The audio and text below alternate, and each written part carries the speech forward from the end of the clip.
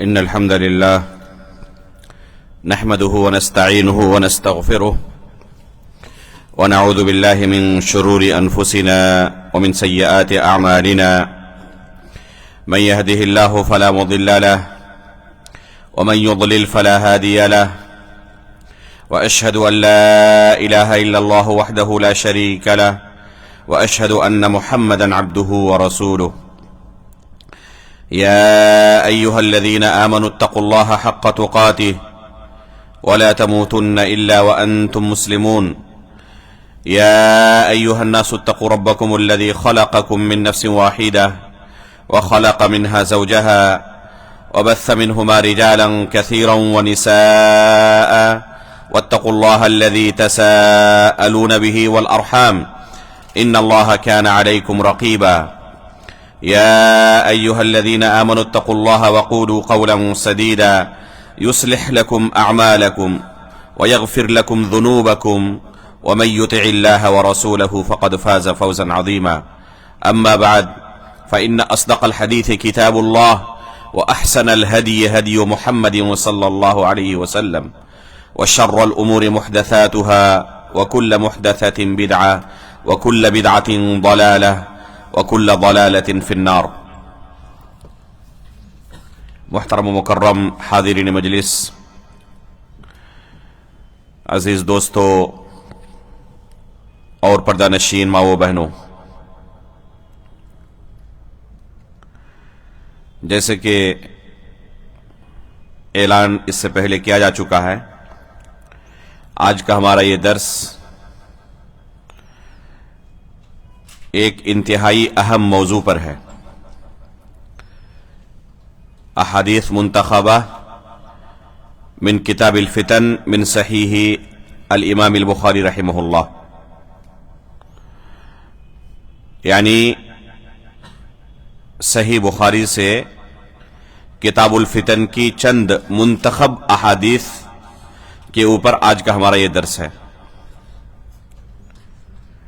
امام بخاری رحمہ اللہ کا پوری امت پر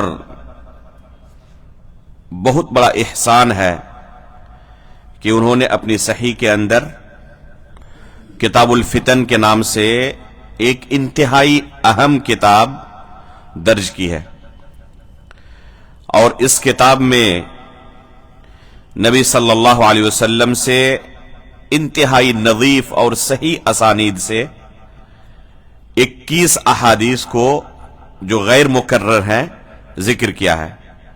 حالانکہ ان میں سے اکثر و بیشتر احادیث کو امام بخاری رحمہ اللہ نے کئی بار ذکر کیا ہے، جیسے کہ امام بخاری رحمہ اللہ کی عادت ہے اس کتاب کے اندر کہ ایک ہی حدیث کو کئی ابواب کے اندر ذکر کرتے ہیں، اور ہر باب میں جب اس حدیث کو دوبارہ دہراتے ہیں تو سند اور متن کے اندر یا دونوں میں سے کسی ایک میں ضرور کوئی نہ کوئی فرق ہوتا ہے، ہو بہو دوسری جگہ اس حدیث کو نہیں لاتے، یا تو سند کے اندر کوئی فرق ہوتا ہے یا پھر متن کے اندر کوئی فرق ہوتا ہے۔ تو یہ احادیث جو صحیح بخاری کے اندر اس کتاب کے اندر امام بخاری رحمہ اللہ نے ذکر کیا ہے، ان کی تعداد تکرار کے ساتھ 80 ہے، اور تکرار کو اگر حذف کر دیا جائے تو یہ تعداد 21 پہنچتی ہے۔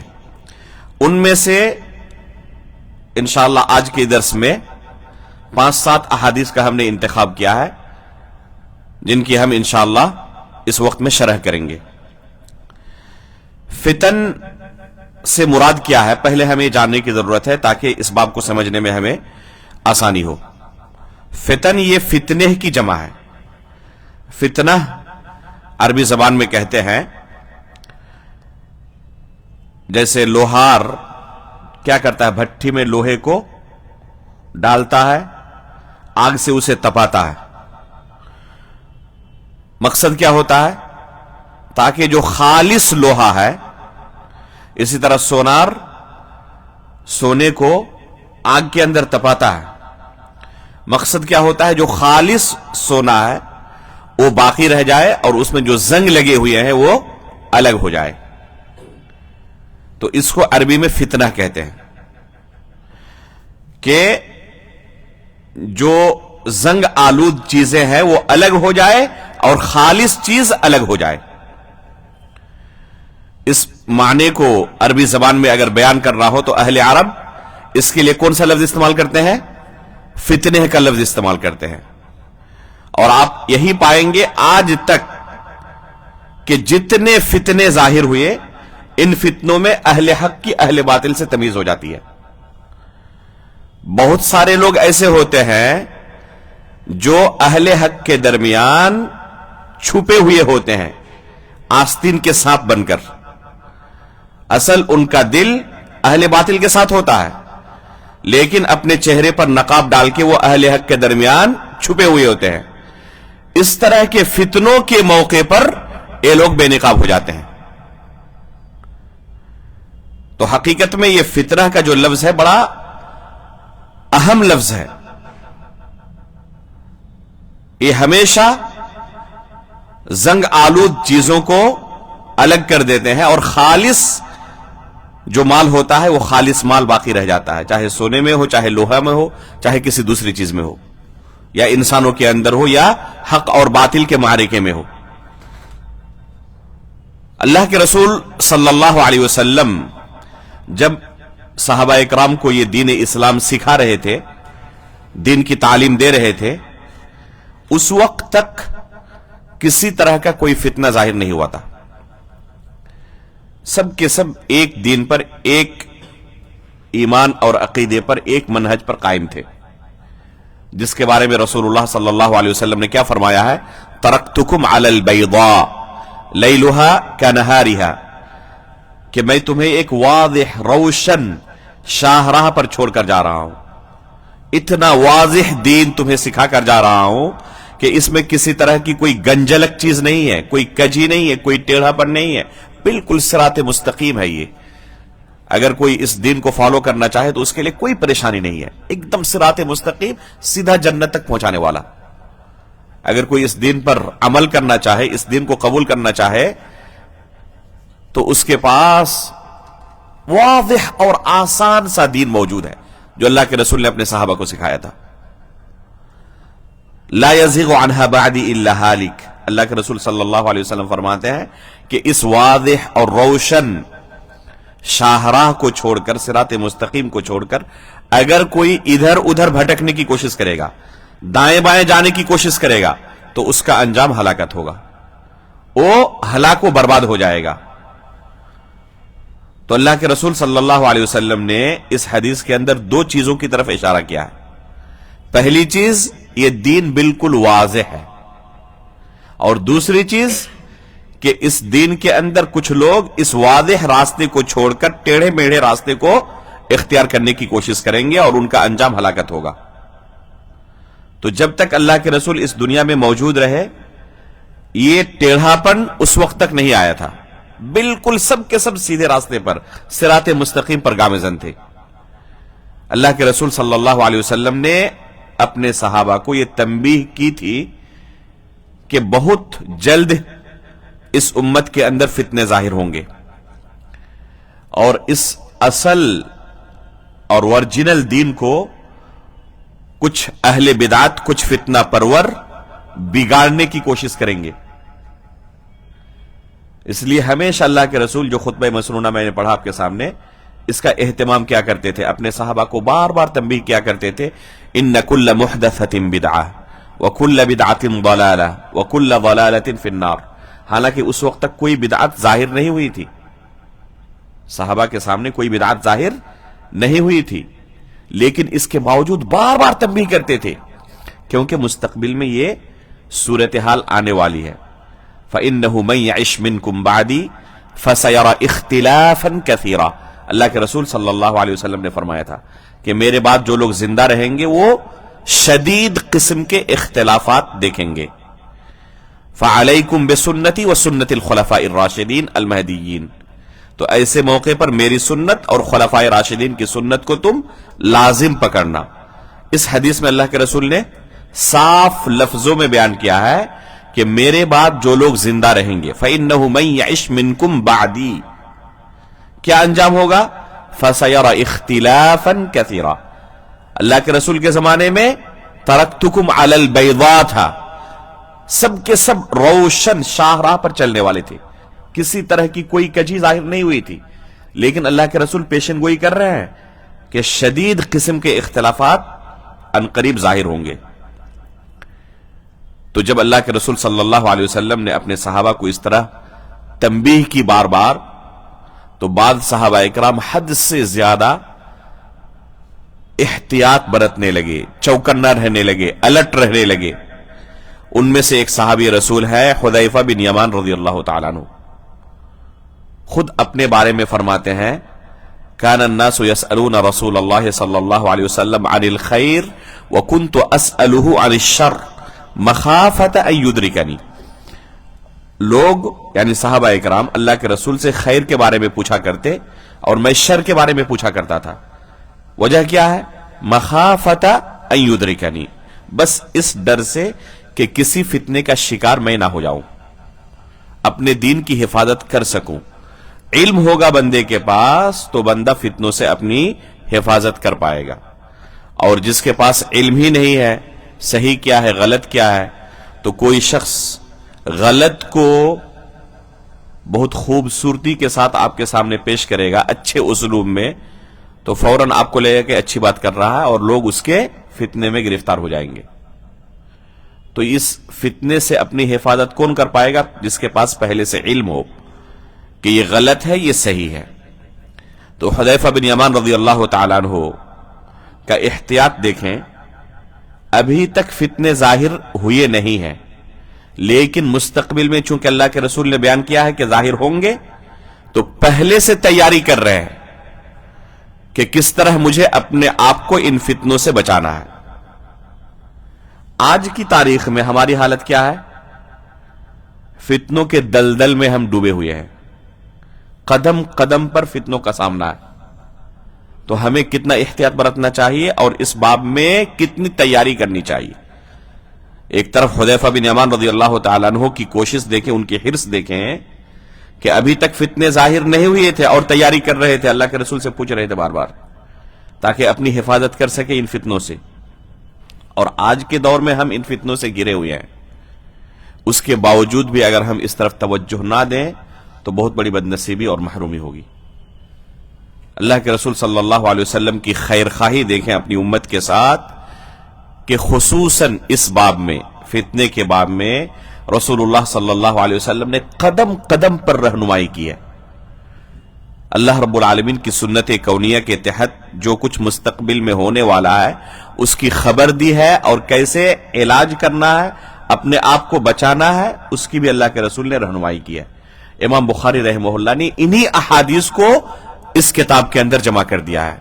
تو یہ بہت بڑا احسان ہے امام بخاری رحمہ اللہ کا کہ کتاب الفتن کے نام سے انہوں نے ایک کتاب قائم کی، اور اس کتاب میں کس طرح اپنے آپ کو ہم ان فتنوں سے بچا سکتے ہیں، کس کس طرح کے فتنے ظاہر ہوں گے، اس وقت ہمارے لیے کیا رہنمائی شریعت کی طرف سے ہے، ان چیزوں کو اللہ کے رسول صلی اللہ علیہ وسلم کی صحیح ترین احادیث کی روشنی میں یہاں بیان کر دیا ہے.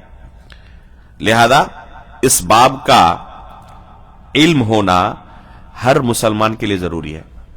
کم از کم ایک شخص اس باب کے تحت وارد احادیث کو سن لے صرف، تو بہت بڑا علم اس کے پاس جمع ہو جائے گا کہ اللہ کے رسول صلی اللہ علیہ وسلم نے، وہ بھی صحیح بخاری کی احادیث کی روشنی میں، اگر اس کے پاس صرف اللہ کے رسول کی حدیثیں پہنچ جائے تو یہی بہت بڑا اس کے لیے خیر ہے کہ اللہ کے رسول صلی اللہ علیہ وسلم کی رہنمائی اس کے پاس موجود ہے، کہ اللہ کے رسول نے اس باب میں ہمیں کیا رہنمائی کی ہے، کس طرح ہمیں اپنے فتنوں سے اپنی حفاظت کرنی ہے، ان فتنوں سے اپنے دین و ایمان کی کیسے ہم حفاظت کریں.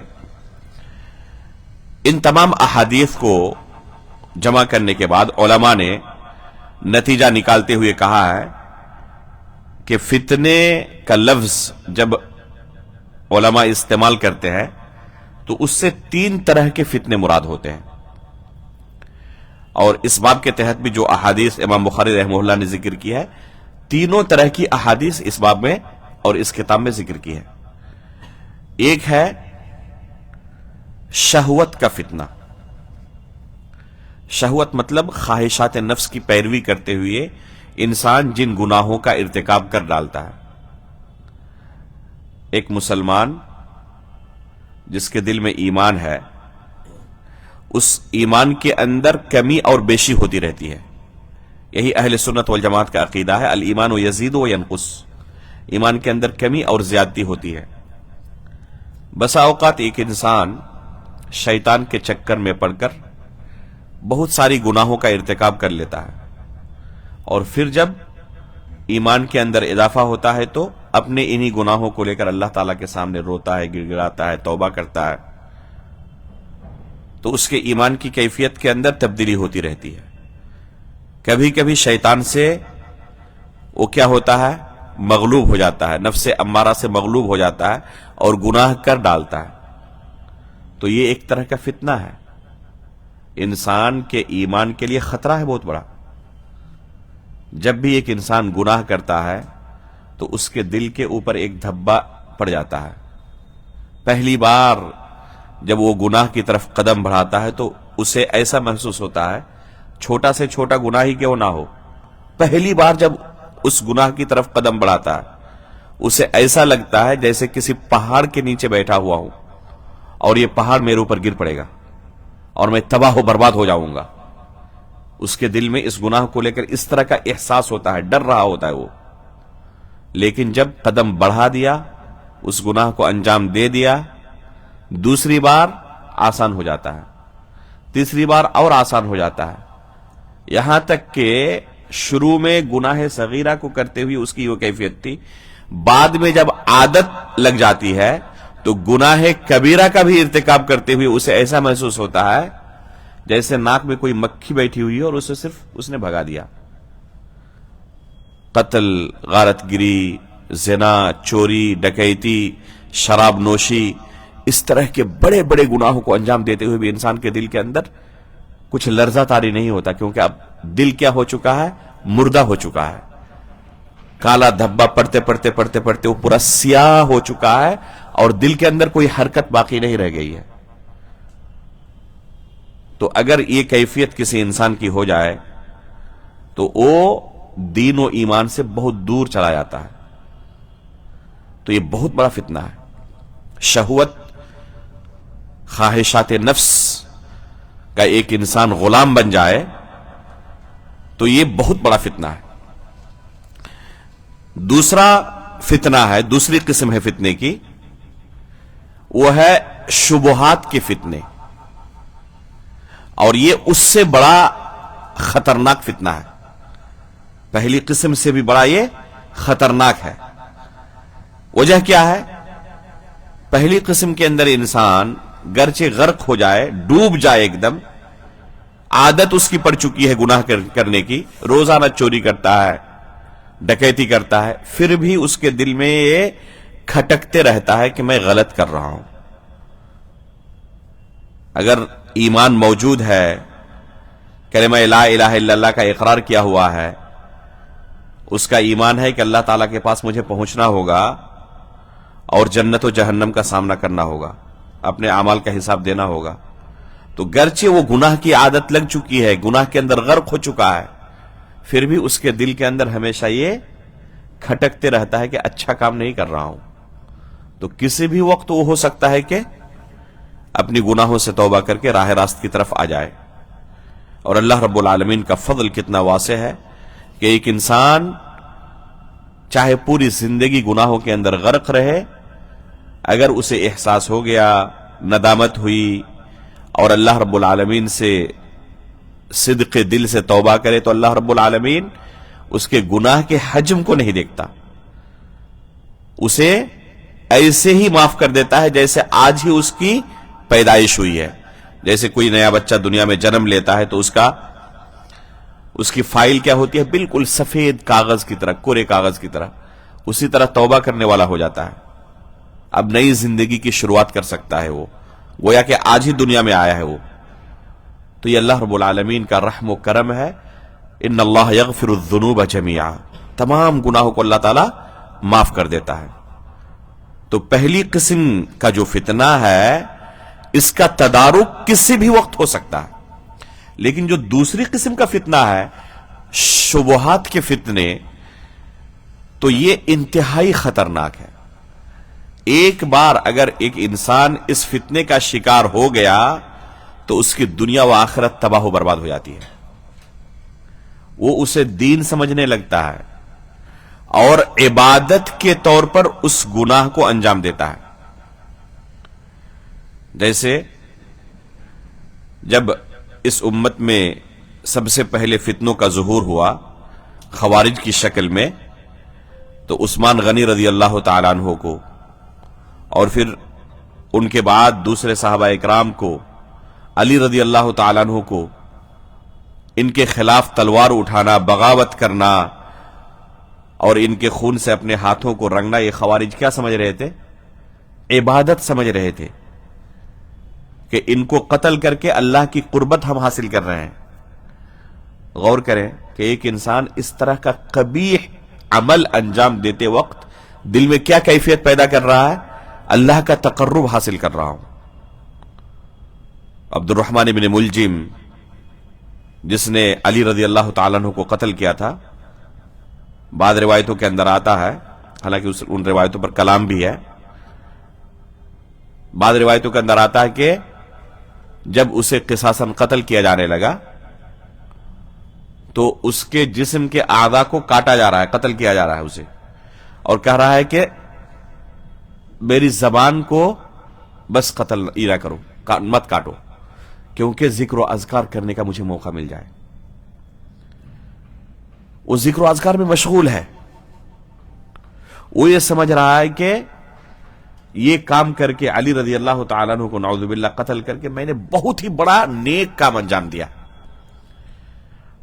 تو اب سوچیں کسی کے ذہن میں اس قدر فتنہ داخل ہو جائے تو اس کی دنیا و آخرت کو کس طرح تباہ کرتا ہے. وہ اپنے ہی مسلمان بھائیوں کو قتل کر کے یہ سمجھ رہا ہوتا ہے کہ بہت بڑا نیک عمل انجام دے رہا ہوں. آج کے دور کے اندر بھی وہی خوارج کے فکر جن کے ذہنوں کے اندر داخل ہو گئی ہے، یہ فکر جن کے اندر داخل ہو گئی، وہ اپنے ہی مسلمان بھائیوں کو یا بے گناہ معصوم جانوں کو قتل کر کے عبادت سمجھ رہے ہوتے ہیں کہ میں عبادت کر رہا ہوں. تو یہ جو شبہات کے فتنے ہیں انتہائی خطرناک ہے. تو ان فتنوں کا تذکرہ امام بخاری رحمہ اللہ نے کیا ہے اس کتاب کے اندر. اور تیسری قسم ہے آفت اور مصیبت کا فتنہ. جب ایک انسان خوشحالی میں ہوتا ہے تو دین پر عمل کرنا اس کے لیے بڑا آسان ہوتا ہے، لیکن جب تنگحالی اس کی زندگی میں آتی ہے تو دین پر ثابت قدم رہنا آسان نہیں ہوتا. پھر اس کے لیے کہیں پر نوکری لگی ہوئی تھی، حلال رزق وہاں سے آ رہا تھا، نوکری چلی گئی ہاتھ سے، اب رزق کے لالے پڑ چکے ہیں، کافی کوشش کے باوجود کہیں سے حلال رزق نہیں مل رہا اور حرام راستے ہزاروں کھلے ہوئے ہیں. روزانہ آ کے کوئی آفر دے رہا ہے کہ ہاں یہ نوکری جوائن کر لو اور تمہارے لیے ایک دم پیپر بالکل ریڈی ہے، بس ایک سگنیچر کرو اور جوائن کر لو. لیکن وہ راستہ کیا ہے؟ حرام ہے. ایک انسان کب تک صبر کر پائے گا؟ گھر کے اندر بیٹا بیمار پڑ گیا، تمام لوگ کہنے لگے کہ جن و شیطان کا اثر ہے اس پر. اب اس کا علاج یہی ہے کہ فلاں بابا کے پاس جاؤ، اور ویسے بھی اس علاقے میں مغربی بنگال میں ان کی کثرت ہے، یہاں پر سب سے زیادہ اس طرح کے بابا پائے جاتے ہیں. تو لوگ کہنے لگے کہ وہی علاج ہے، بس اس بابا کے پاس جاؤ اور وہاں پر جس طرح شرک و بدعات کے نظارے ہوتے ہیں ہم سب واقف ہیں ان سے. سجدہ کرنا پڑتا ہے، چادر چڑھانا پڑتا ہے، تعویذ و گنڈا استعمال کرنا پڑتا ہے، اور نہ جانے کیا کیا کرنا پڑتا ہے. سب کچھ ان کے یہاں جائز ہے.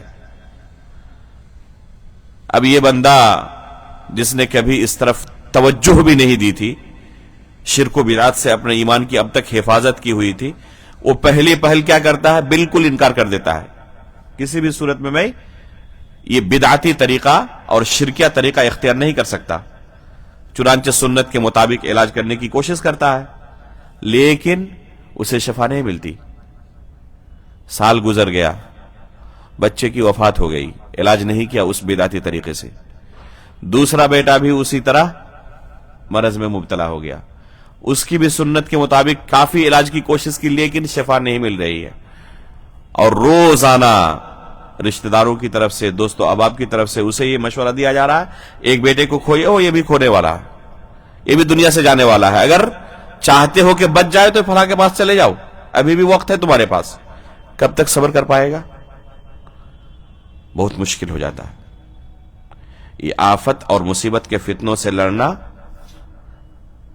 یہ پریکٹیکل جو لوگ اس مرحلے سے گزرتے ہیں وہی جانتے ہیں. لفظی طور پر کہنا اور لوگوں کو مشورہ دینا الگ چیز ہے، تھیوریکل سمجھانا الگ چیز ہے، اور جس کی زندگی میں اس طرح کے حالات آ چکے ہوں ان کے لیے صبر کر کے توحید پر جمع رہنا وہی جانتے ہیں جن کے ساتھ زندگی میں اس طرح کے حالات آتے ہیں. بہت بڑا فتنہ ہے یہ. تو ان فتنوں سے ایک انسان اپنی حفاظت کیسے کرے؟ امام بخاری رحمہ اللہ نے کتاب الفتن کے اندر ان احادیث کو ذکر کر کے ایک انسان کی رہنمائی کی ہے، اللہ کے رسول صلی اللہ علیہ وسلم کی رہنمائی کو لوگوں کے سامنے پیش کیا ہے.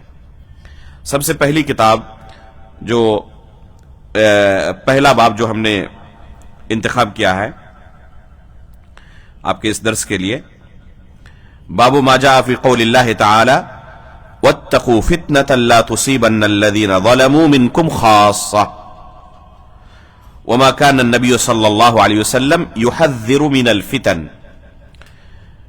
امام بخاری رحمہ اللہ فرماتے ہیں کہ اللہ رب العالمین نے قرآن کریم کے اندر اس آیت میں جس فتنے کا تذکرہ کیا ہے اس فتنے کے بارے میں ہم یہ باب قائم کر رہے ہیں.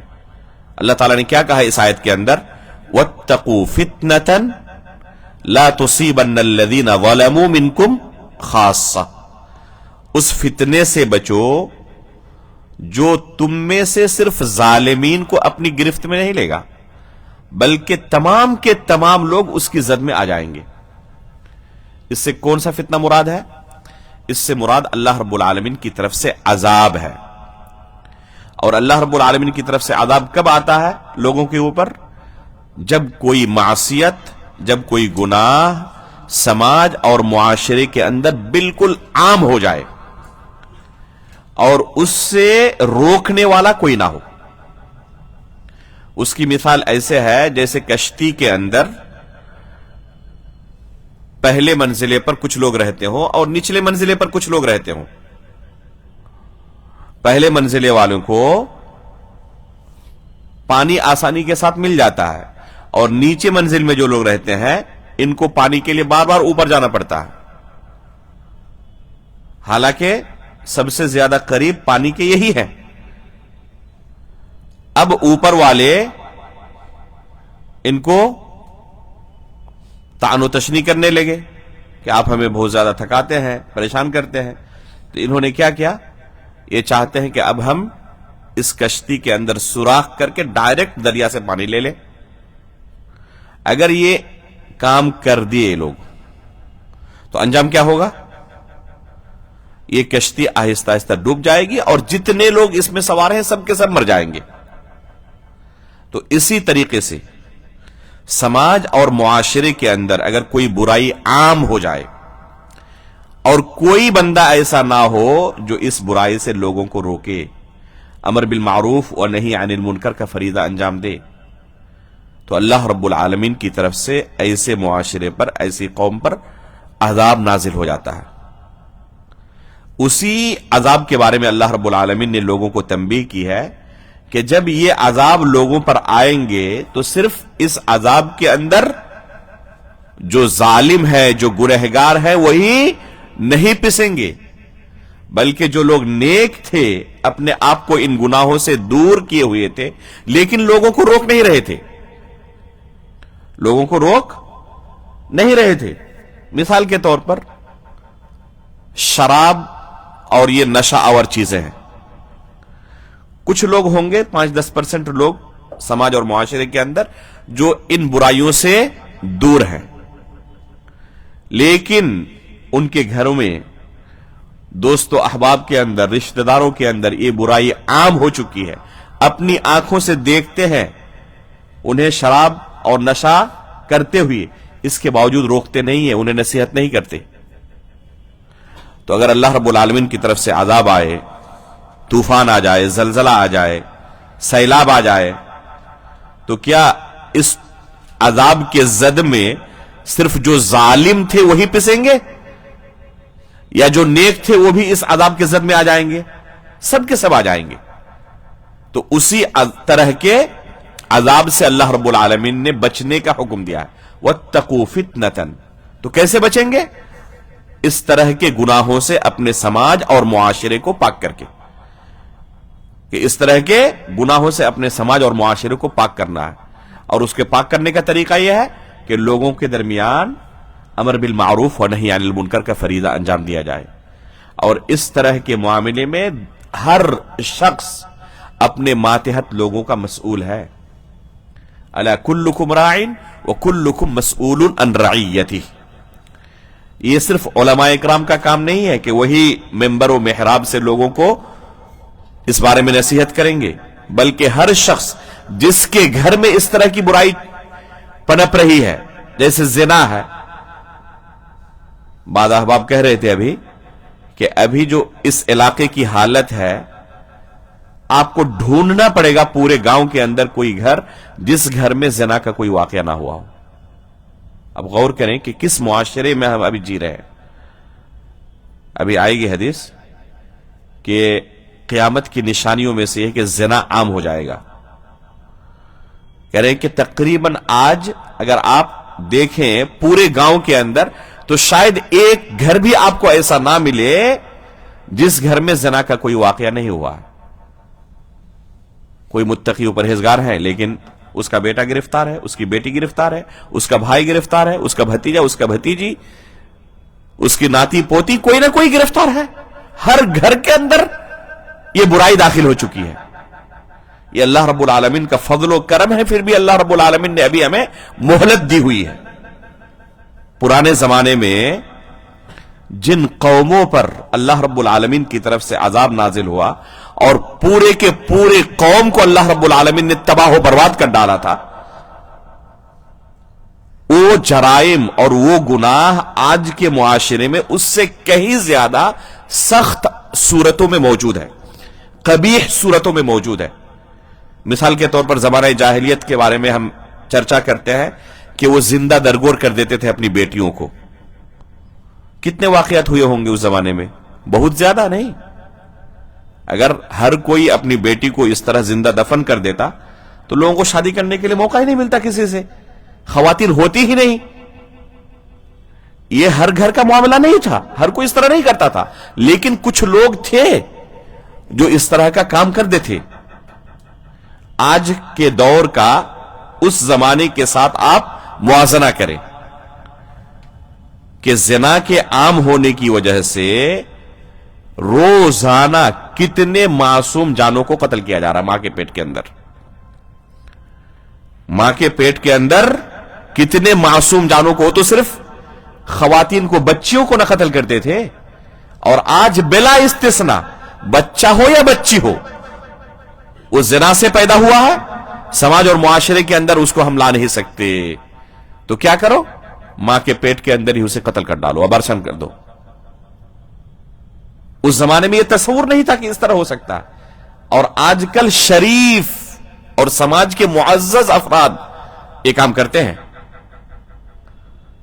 تو آج کی تاریخ میں یہ جرم جس لیول پر ہو رہا ہے اس زمانے میں تصور نہیں تھا، جس زمانے کو ہم زمانے جاہلیت کہتے ہیں۔ جن جرائم کی بنا پر پرانے زمانے میں پرانے قوموں پر، سابقہ قوموں پر اللہ کی طرف سے عذاب نازل ہو کے پورے قوم کو تباہ کر دیا جاتا تھا، اگر اللہ رب العالمین کی رحمت نہ ہوتی اور اللہ کے رسول صلی اللہ علیہ وسلم کی خصوصی دعا نہ ہوتی کہ اللہ میری قوم کو ایسی عذاب سے ہلاک نہ کرنا جس طرح پرانے قوموں کو ایک ہی ساتھ ہلاک کر دیا جاتا تھا، تو اللہ میری قوم کی حفاظت کرنا اور کوئی ایسا عذاب نازل نہ کرنا کہ پوری قوم ہلاک ہو جائے، تو اللہ رب العالمین نے دعا قبول کر لی۔ تو اللہ کی رحمت ہے کہ اس طرح کا کوئی عذاب نہیں آتا، ورنہ ہمارے اعمال اور ہمارے جرائم اس قدر بڑے ہوئے ہیں کہ ہم عذاب کے مستحق ہو چکے ہیں۔ تو اسی بارے میں اللہ رب العالمین نے اس آیت کے اندر فرمایا ہے وَاتَّقُوا فِتْنَةً لَا تُصِيبَنَّ الَّذِينَ ظَلَمُوا مِنْكُمْ خَاصَّةً۔ اس کے بعد کہتے ہیں وَمَا كَانَ النَّبِيُّ صلی اللہ علیہ وسلم يُحَذِّرُ مِنَ الْفِتَنِ، اور اللہ کے رسول صلی اللہ علیہ وسلم جو فتنوں سے متعلق آگاہ کرتے تھے، تنبیہ کیا کرتے تھے، تو اللہ کے رسول بار بار ان فتنوں کے متعلق اپنے صحابہ اکرام کو تنبیہ کیا کرتے تھے، آگاہ کیا کرتے تھے. جیسے کہ ابھی ہم نے کہا کہ ہر مجلس کی شروعات اللہ کے رسول صلی اللہ علیہ وسلم ان کل محدثۃ بدعہ وکل بدعۃ ضلالہ وکل ضلالۃ فی النار، ان کلمات سے کرتے تھے. یہ فتنے سے تحذیر ہے. تو اسی بارے میں امام بخاری رحمہ اللہ نے باب قائم کیا ہے، اور اس بارے میں حدیث ذکر کی ہے. کون سی حدیث؟ اللہ کے رسول صلی اللہ علیہ وسلم فرماتے ہیں انا فرطکم علی الحوض، کہ حوض کوثر پر میں تمہارا انتظار کر رہا ہوں گا.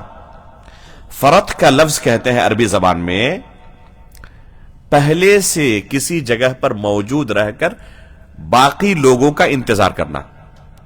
مثال کے طور پر آپ اگر ایک ٹیم بنا کر کہیں پر نکل رہے ہیں زیارت کے لیے، کسی پارک کی طرف اور کسی دوسری جگہ کی طرف، تو ٹیم میں سے بعض لوگ ہوتے ہیں جو کہتے ہیں کہ ہم پہلے سے جا کر وہاں تیاری کر کے رکھتے ہیں آپ لوگوں کے لیے، تاکہ آپ جب وہاں پہنچے تو تمام چیزیں تیار ملے، آپ کو پریشانی نہ ہو. تو یہ جو پہلے سے جا کر سب کچھ تیاری کر کے انتظار کر رہے ہوتے ہیں، عربی میں ان کو کیا کہا جاتا ہے؟ فرط کہا جاتا ہے ان کو. تو اللہ کے رسول نے اسی لفظ کا استعمال کیا اس حدیث کے اندر، انا فرطکم علی الحوض، حوض کوثر پر میں تمہارا پہلے سے جا کر موجود رہوں گا اور انتظار کروں گا. فمن وردہ شرب من، قیامت کے دن جو بھی اس حوض پر آئے گا اسے پینے کا موقع ملے گا. وہ حوض کے پانی سے، کوثر کے پانی سے سیراب ہوگا. ومن شرب منہ لم یظمأ بعدہ ابدا، ایک مرتبہ جسے پینے کا موقع مل گیا وہ کبھی بھی دوبارہ پیاسا نہیں ہوگا. اس کے بعد فرماتے ہیں لَيَرِدُ عَلَيَّ أَقْوَامٌ أَعْرِفُهُمْ وَيَعْرِفُونَنِي، قیامت کے دن حوض پر آنے والے بعض لوگوں کو میں پہچان لوں گا. وہ آئیں گے، میں انہیں پہچانوں گا، وہ مجھے پہچانیں گے. ثُمَّ يُحَالُ بَيْنِي وَبَيْنَهُمْ، اور پھر میرے درمیان اور ان کے درمیان پردہ حائل کر دیا جائے گا. یہ پہلے طریق سے یہ حدیث یہاں تک بیان کی. آگے اسی حدیث کی سند موجود ہے. ہم سند کو یہاں پر نہیں پڑھ رہے ہیں اس لیے کہ یہ علمی مباحث ہیں جو طلبہ علم کے سامنے بیان کیے جائیں گے. یہاں پر اللہ کے رسول صلی اللہ علیہ وسلم کا جو فرمان ہے بس اسی کی شرح مقصود ہے. آگے اس حدیث کے اندر اضافہ ہے، اللہ کے رسول صلی اللہ علیہ وسلم فرمائیں گے اس وقت انہم منی، کہ یہ جو لوگ ہیں جنہیں آنے سے روک دیا گیا، جن کے درمیان اور ہمارے درمیان پردہ حائل کر دیا گیا، یہ ہماری ہی قوم کے لوگ ہیں. تو اللہ کے رسول صلی اللہ علیہ وسلم سے کہا جائے گا انک لا تدری ما بدلوا بعدک، اے نبی آپ کے بعد انہوں نے دین میں کیا کیا تبدیلیاں کر دی تھی آپ کو پتا نہیں ہے. فاقول سحقا سحقا لمن بدل بعدی، تو میں کہوں گا کہ دھتکارا جائے، ان کو دور بھگایا جائے جنہوں نے میرے دین کو بدل ڈالا تھا. یہ حدیث انتہائی اہم حدیث ہے. اس کے اندر دو اہم مسائل کا ہمیں علم ہوا. پہلا مسئلہ ہے کہ اللہ کے رسول علم غیب نہیں جانتے تھے. اگر اللہ کے رسول علم غیب جانتے ہوتے تو ان کے بارے میں سفارش نہ کرتے اور یہ نہ کہتے کہ ان کو بھی آنے دیا جائے، یہ میری ہی قوم کے لوگ ہیں. جب کہا گیا کہ آپ کے بعد انہوں نے بدعتیں ایجاد کر دی تھی، اس وجہ سے ان کو روک دیا گیا ہے. آپ کو پتا نہیں کہ آپ کے آنے کے بعد انہوں نے کیا کیا دین کے اندر تبدیلی کر دی تھی.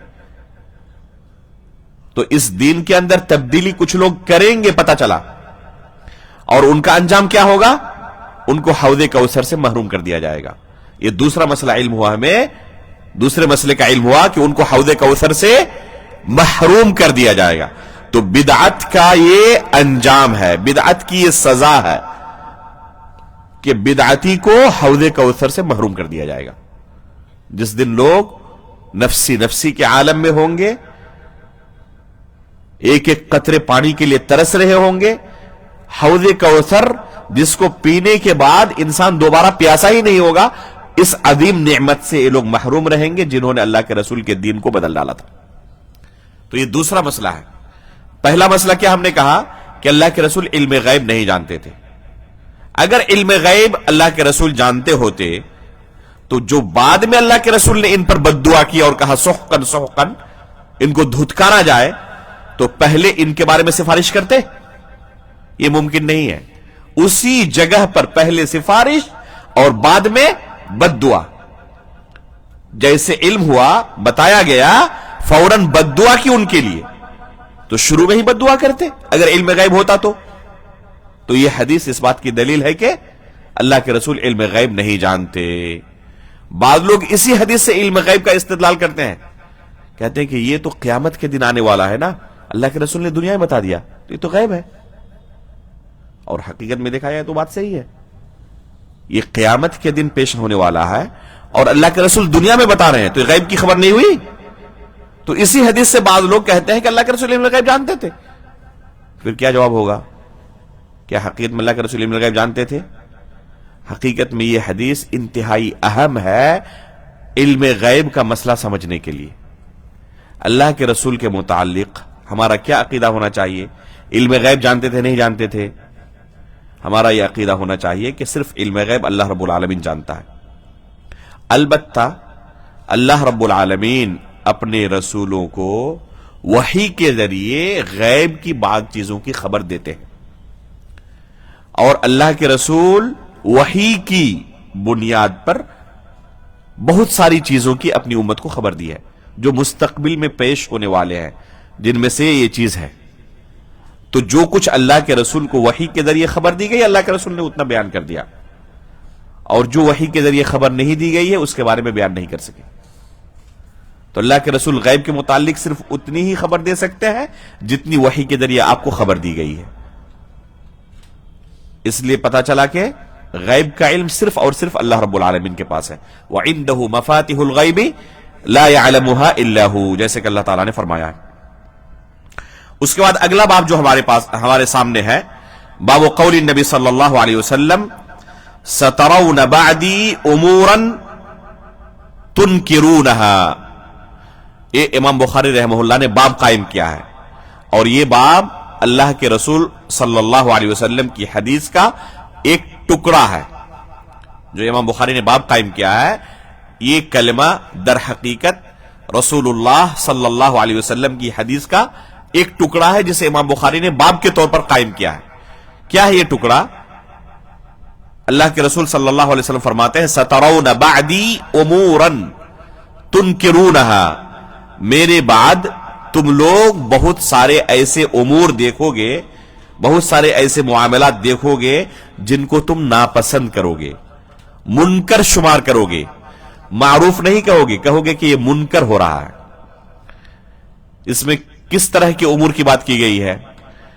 اس میں در حقیقت اپنے حکمرانوں کے متعلق اللہ کے رسول نے پیشین گوئی کی ہے کہ میرے بعد جو لوگ حکمراں بنیں گے تمہارے معاملات کو دیکھیں گے، تم پر حکومت کریں گے، وہ تمہارے حکمراں ایسے ایسے منکر اعمال کریں گے کہ تم ان منکر اعمال کی تائید نہیں کر سکتے. یہ اعمال تمہیں منکر لگیں گے اور تم انہیں ناپسندیدگی کی نگاہ سے دیکھو گے. تو پھر کیا کرنا ہے ایسے موقع پر؟ اس بادشاہ کے خلاف، اس حاکم کے خلاف لوگوں کو بھڑکا کر خروج اور بغاوت کرنی ہے یا کیا کرنا ہے؟ تو اس باب میں اللہ کے رسول صلی اللہ علیہ وسلم کی رہنمائی کیا ہے کہ جب حاکم وقت منکرات کے اندر گرفتار ہو جائے، منکرات کے اندر ڈوب جائے، زنا کے اندر، ناچ گانے میں، شراب نوشی میں اور دوسرے گناہوں کے اندر ڈوب جائے، جو کہ مسلم قوم کی کیا ہو؟ حکمراں ہوں، بادشاہ ہوں، تو ایسی صورت میں رعایا کو کیا کرنا چاہیے؟ اس بارے میں اللہ کے رسول نے کیا رہنمائی کی ہے، ان احادیث کو امام بخاری رحمہ اللہ نے یہاں پر ذکر کیا ہے. تو ہمارے ذہن میں ہونا چاہیے کہ یہ جو احادیث ہم پڑھ رہے ہیں یہ اللہ کے رسول صلی اللہ علیہ وسلم کا فرمان ہے. یہ کسی انسان کی طرف سے ہمیں رہنمائی نہیں دی جا رہی ہے، یہ رہنمائی ڈائریکٹ اللہ کے رسول صلی اللہ علیہ وسلم کی طرف سے ہے، اور صحیح بخاری کے اندر یہ حدیث موجود ہے، جو کہ قرآن کے بعد سب سے صحیح ترین کتاب ہے۔ پہلی حدیث دیکھیں، رسول اللہ صلی اللہ علیہ وسلم فرماتے ہیں، عبداللہ بن مسعود رضی اللہ تعالیٰ عنہ نے یہ حدیث اللہ کے رسول سے روایت کی ہے، فرماتے انکم سترون بعدی اثرتا وامورا تنکرونہا، تم لوگ میرے بعد ترجیحات دیکھو گے۔ اثرہ کہتے ہیں کسی کو کسی پر ترجیح دینا، اور یہ لفظ عموماً استعمال کیا جاتا ہے کوئی حقدار ہو، اس حقدار کو اس کے حق سے محروم کر کے کسی ناحق کو یہ حق دے دینا۔ مثال کے طور پر ایک سرکاری نوکری ہے جس کے لیے کمپٹیشن کرایا گیا، اور اس میں جو سب سے ٹاپ آیا اس کو نوکری ملنی چاہیے، لیکن یہ حاکم وقت جو ہے، جو بادشاہ ہیں، انہوں نے اس مستحق کو محروم کر کے یہ نوکری، یہ حق اپنے کسی قریبی رشتہ دار کو دے دیا، اپنے بیٹے کو دے دیا، اپنے بھائی کو دے دیا، اپنے بھتیجے کو دے دیا، اپنے پوتے کو دے دیا، اپنے کسی قریبی رشتہ دار کو دے دیا۔ اور اس کا معاملہ کیا ہے کہ یہ انتہائی نالائق ہے، اس عہدے کے لیے، اس نوکری کے لیے بالکل بھی پرفیکٹ نہیں ہے، یہ نالائق ہے۔ جو لائق تھا اسے محروم کیا گیا، اور ایک نالائق کو صرف اپنا قریبی ہونے کی وجہ سے یہ حق دے دیا گیا۔ تو اس کو کیا کہتے ہیں عربی میں؟ اثارہ۔ اللہ کے رسول پہلے ہی پیشن گوئی کر رہے ہیں کہ مستقبل میں تمہارے جو حکمراں ہوں گے نا، وہ تمہارا حق چھین کر اپنے قریبی رشتہ داروں کو وہ حق دیں گے۔ وَأُمُورًا تُنْكِرُونَهَا، اور اس کے علاوہ بھی بے شمار ایسے ان کے اندر اعمال دیکھو گے جو منکر کے قبیل سے ہوں گے، منکرات کے اندر وہ گرفتار ہوں گے۔ قالوا فما تأمرون یا رسول اللہ، تو صحابہ اکرام نے پوچھا اللہ کے رسول، جب ایسے حکمراں ہمارے حاکم بن جائیں، ہمارے اوپر حکومت کرنے لگیں، تو ایسی صورت میں آپ ہمیں کیا حکم دیتے ہیں؟ کیا مشورہ آپ کا، کیا رہنمائی ہے آپ کی؟ ہم کیسے ان کے ساتھ تعامل کریں؟ سنیں اللہ کے رسول صلی اللہ علیہ وسلم نے کیا جواب دیا۔ اللہ کے رسول صلی اللہ علیہ وسلم فرماتے ہیں، ادو الیہم حقہم وصلوا اللہ حقکم، ان بادشاہوں کا تمہارے اوپر کوئی حق ہے، اور تمہارا ان بادشاہوں کے اوپر کوئی حق ہے۔ دونوں طرف سے ایک دوسرے کے حقوق کیا ہے؟ ملے ہوئے ہیں۔ بادشاہ کے کچھ حقوق ہیں رعایا پر، اور رعایا کے کچھ حقوق ہیں بادشاہوں پر۔ تو اللہ کے رسول صلی اللہ علیہ وسلم فرماتے ہیں، ادو الیہم حقہم، ان بادشاہوں کے جو حقوق تھے تمہارے اوپر، یہ حقوق تم ادا کرتے رہو۔ اور تمہارے جو حقوق تھے بادشاہ کے اوپر، اب بادشاہ تو تمہارا حق دے نہیں رہا ہے، تو یہ حقوق اللہ تعالیٰ سے طلب کرنا۔ وَصَلُوا اللَّهَ حَقَّكُمْ، اپنے حقوق اللہ تعالیٰ سے طلب کر لینا، اور یہ نہ کہنا کہ جب یہ بادشاہ ہمارے حقوق ہمیں نہیں دے رہے ہیں تو ہم کیوں اپنے حقوق ان کو دیں۔ بادشاہ کا حق رعایا پر کیا ہے؟ رعایا ان کی اطاعت و فرما برداری کریں، ان کے خلاف خروج و بغاوت نہ کریں، ان کا کہنا مانے، یہ حق ہے رعایا کے اوپر بادشاہ کا۔ اور رعایا کا حق ہے بادشاہ کے اوپر کہ یہ ان کی حفاظت کریں، ان کے اوپر ظلم و ستم نہ کریں۔ تو یہ رعایا تو اپنا حق دے رہے ہیں، لیکن بادشاہ کی طرف سے حق مل نہیں رہا ہے، تو کیا اس وجہ سے یہ بھی اپنا حق دینا بند کر دیں؟ اللہ کے رسول نے یہ نہیں کہا۔ صاف لفظوں کے اندر خود اللہ کے رسول نے پہلے یہ صورتحال بیان کی کہ اس طرح کے حالات ہوں گے، پہلے ہی کہا، اور پھر اس کے بعد رہنمائی کی کہ ایسی صورت میں ان کے جو حقوق ہو تم ادا کرتے رہنا، تمہارے جو حقوق ہو جو تو وہ غصب کر رہے ہیں تمہیں نہیں دے رہے ہیں تو اس کے پیچھے مت پڑنا، اپنے حقوق بس اللہ تعالیٰ سے طلب کرتے رہنا، کیونکہ ان سے امید نہیں ہے تمہیں کوئی حق ملنے والا ہے۔ اس صاف اور صریح حدیث کے بعد بھی کوئی شخص اسی وجہ سے ان بادشاہوں کی ان بادشاہوں کے خلاف بغاوت کرے، خروج کرے، لوگوں کو ابھارے، تو کیا کہا جائے گا؟ اس نے اللہ کے رسول کی نصیحت پر عمل کی؟ یہ پریکٹیکلی آسان نہیں ہے جب انسان دماغ سے سوچے گا تو، لیکن جب اللہ کے رسول صلی اللہ علیہ وسلم کی حدیث کے اوپر عمل کرنا چاہے گا تو بڑا آسان ہو جائے گا۔ تو کتنے صاف لفظوں کے اندر رسول اللہ صلی اللہ علیہ وسلم نے اس چیز کو بیان کر دیا۔ آگے والی حدیث ہے، من کرہ من امیرہ شیئا فلیصبر، اگر اپنے امیر کے متعلق کوئی مکروہ چیز دیکھے تو صبر کرے۔ فإنہ من خرج من السلطان شبرا مات میتۃ جاہلیہ، اگر بادشاہ کی اطاعت سے ایک بالشت بھر بھی، اس کو کہتے ہیں ایک بالشت، ایک بالشت بھر بھی کوئی بغاوت کر جائے، اطاعت سے خارج ہو جائے، فرمانبرداری نہ کرے، ایک بالشت بھر فقط، تو وہ جاہلیت کی موت مرے گا۔ جاہلیت کی موت مرنے کا کیا معنی ہے؟ یعنی دائرہ اسلام سے خارج ہو جائے گا۔ کیا اس سے مراد یہی ہے کہ ایسا شخص کافر ہے؟ نہیں، اہل سنت والجماعت کا یہ منہج اور عقیدہ نہیں ہے، بلکہ یہ وعید کی احادیث میں سے ہے۔ یہ حدیث کیا ہے؟ وعید کی احادیث میں سے ہے، یعنی یہ اس کے لیے وعید ہے کہ وہ دائرہ اسلام سے خارج ہو سکتا ہے، لیکن کسی کے اندر یہ عمل پایا گیا تو اس کو کافر نہیں کہا جائے گا۔ اور اس طرح کی بے شمار حدیثیں ہیں، آیتیں ہیں جن کے اوپر کفر کا حکم بظاہر لگایا گیا ہے، تو اس سے مراد کفر دون کفر ہے۔ یہ وہ کفر نہیں ہے جس سے ایک انسان اسلام سے خارج ہو جائے۔ جیسے قرآن میں اللہ تعالیٰ نے فرمایا،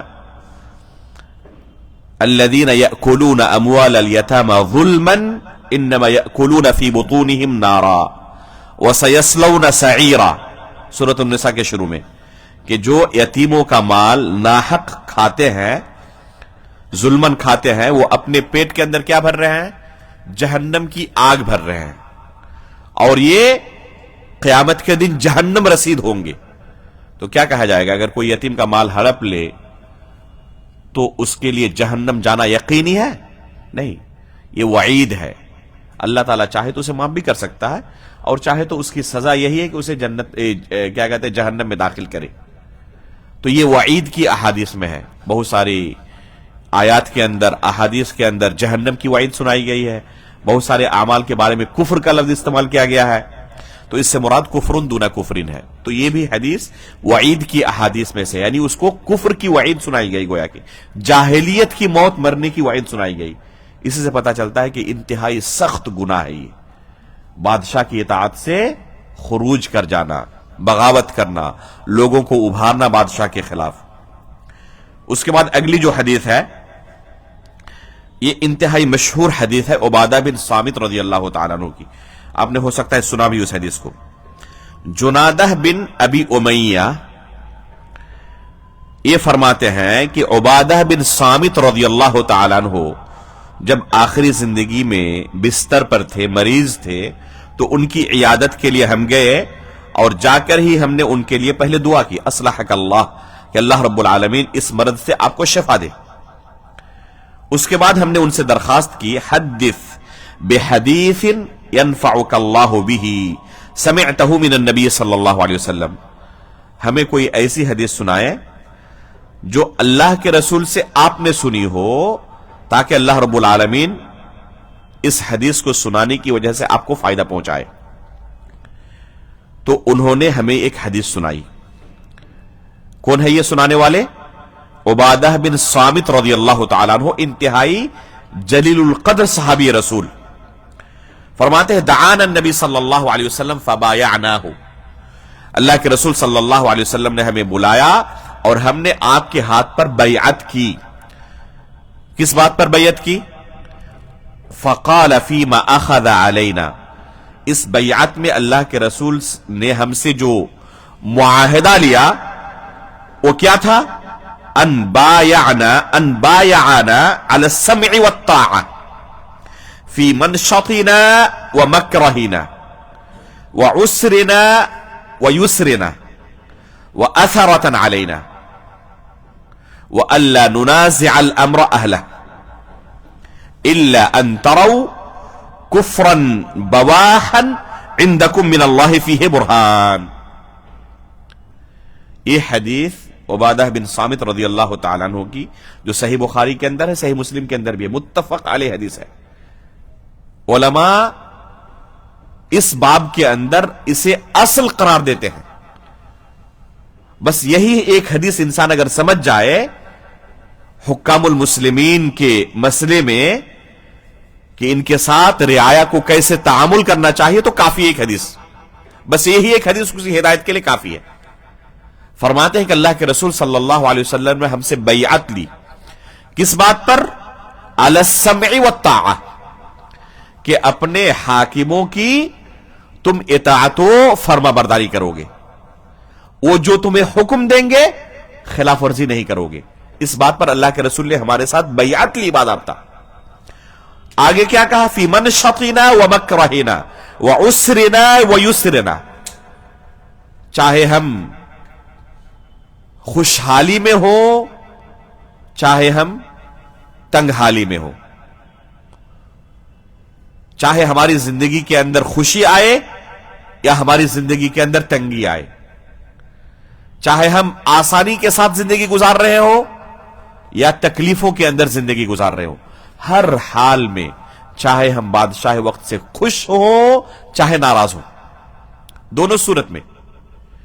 بادشاہ وقت سے جب آپ خوش ہیں، بہت زیادہ آپ کو عطیہ تحفہ ہدیے انہوں نے دیے، آپ خوش ہو گئے. محروم کر دیا کبھی، ناراض ہو گئے. دونوں صورتوں میں، خوشی کی صورت میں بھی ناراضگی کی صورت میں بھی، فی منشطنا ومکرہنا، چاہے خوشی کے حالت میں ہو چاہے ناراضگی کی حالت میں ہو، جب ہم ان کو ناپسند کر رہے ہوں. وعسرنا ویسرنا، چاہے خوشحالی ہو ہماری زندگی میں یا تنگ حالی ہو، بدحالی ہو ہماری، دونوں صورتوں میں. اس کے بعد وَأَثَرَةً عَلَيْنَا، ابھی اس لفظ کی شرح تھوڑی دیر پہلے گزری کہ ہمارے حقوق چھین کر اپنے قریبی لوگوں کو یہ حقوق دینے لگے، اس صورت میں بھی ہم اپنے حکمرانوں کی اطاعت اور فرما برداری کریں. اس بارے میں اللہ کے رسول نے ہمارے ہاتھ پر بیعت لی. وَأَلَّا نُنَازِعَ الْأَمْرَ أَهْلَهُ، اور حکومت کے معاملے میں حکمرانوں کے ساتھ کبھی بھی ہم جھگڑیں گے نہیں، ان کے خلاف کبھی اعتراض نہیں کریں گے.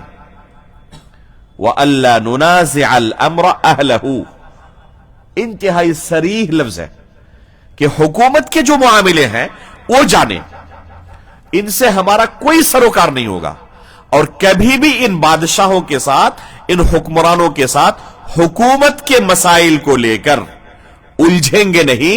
اللہ کے رسول نے ہم سے بیعت لی. وَأَلَّا نُنَازِعَ الْأَمْرَ أَهْلَهُ، حکومت کے مسائل کو لے کر حکمرانوں سے ہم کبھی نہیں الجھیں گے. انتہائی آسان، صریح اور بالکل صاف لفظوں میں اللہ کے رسول صلی اللہ علیہ وسلم نے صحابہ اکرام کے ہاتھ پر بیعت لی ہے.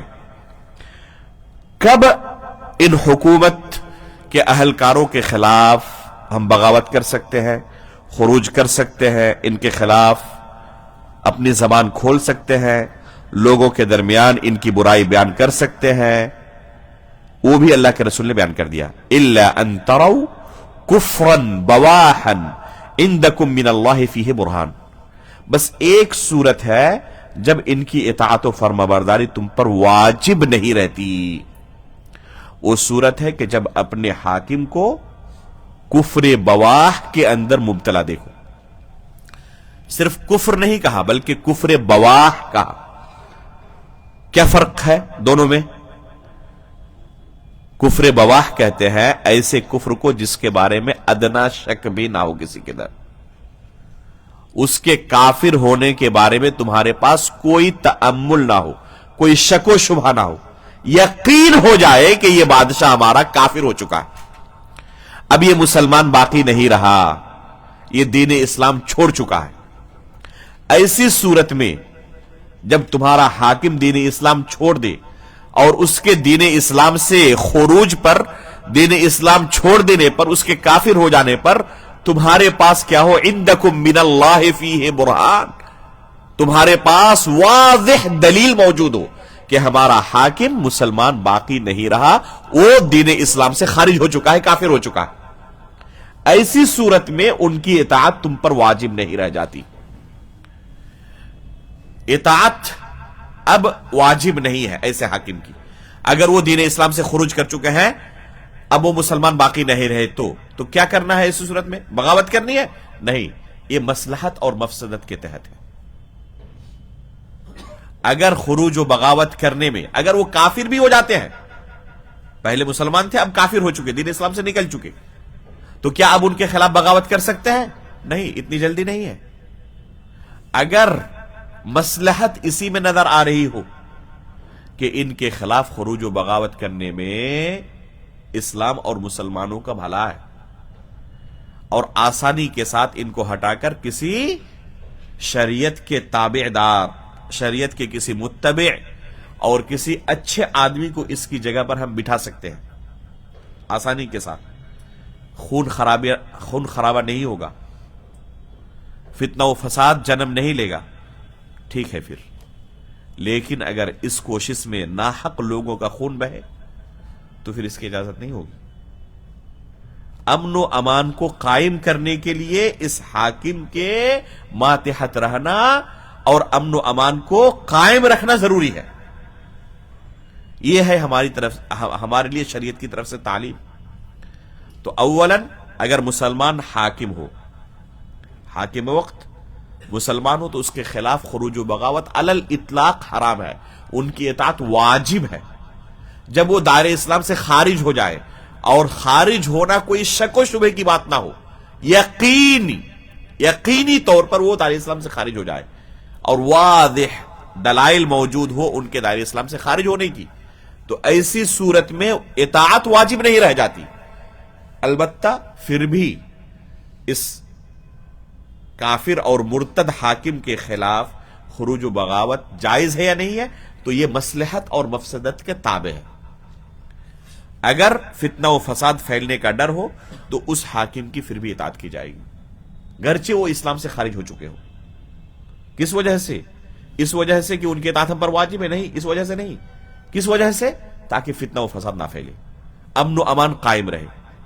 پتا چلا کہ ایک منہج سلف پر چلنے والا شخص کسی بھی صورت میں، چاہے حاکم وقت مسلمان ہو چاہے غیر مسلم ہو، کبھی فتنہ و فساد نہیں چاہتا ہی، ہمیشہ امن و امان کو قائم رکھنا اس کی پہلی ترجیح ہوتی ہے۔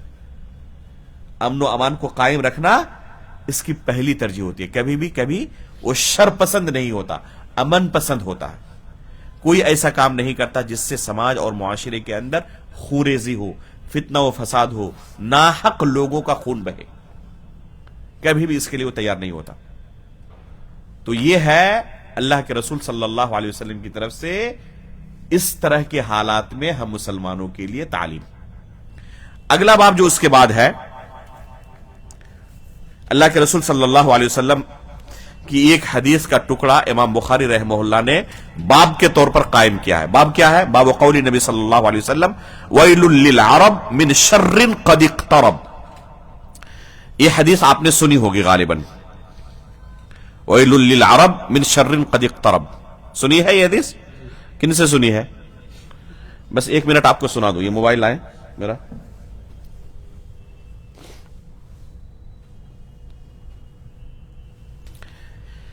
اللہ کے رسول صلی اللہ علیہ وسلم کی احادیث کے ساتھ کھلواڑ کرتے ہوئے کوئی کیسے لوگوں کے درمیان گمراہیوں کو پھیلا سکتا ہے، اس کا نمونہ دیکھنا ہو تو یہ دیکھیں۔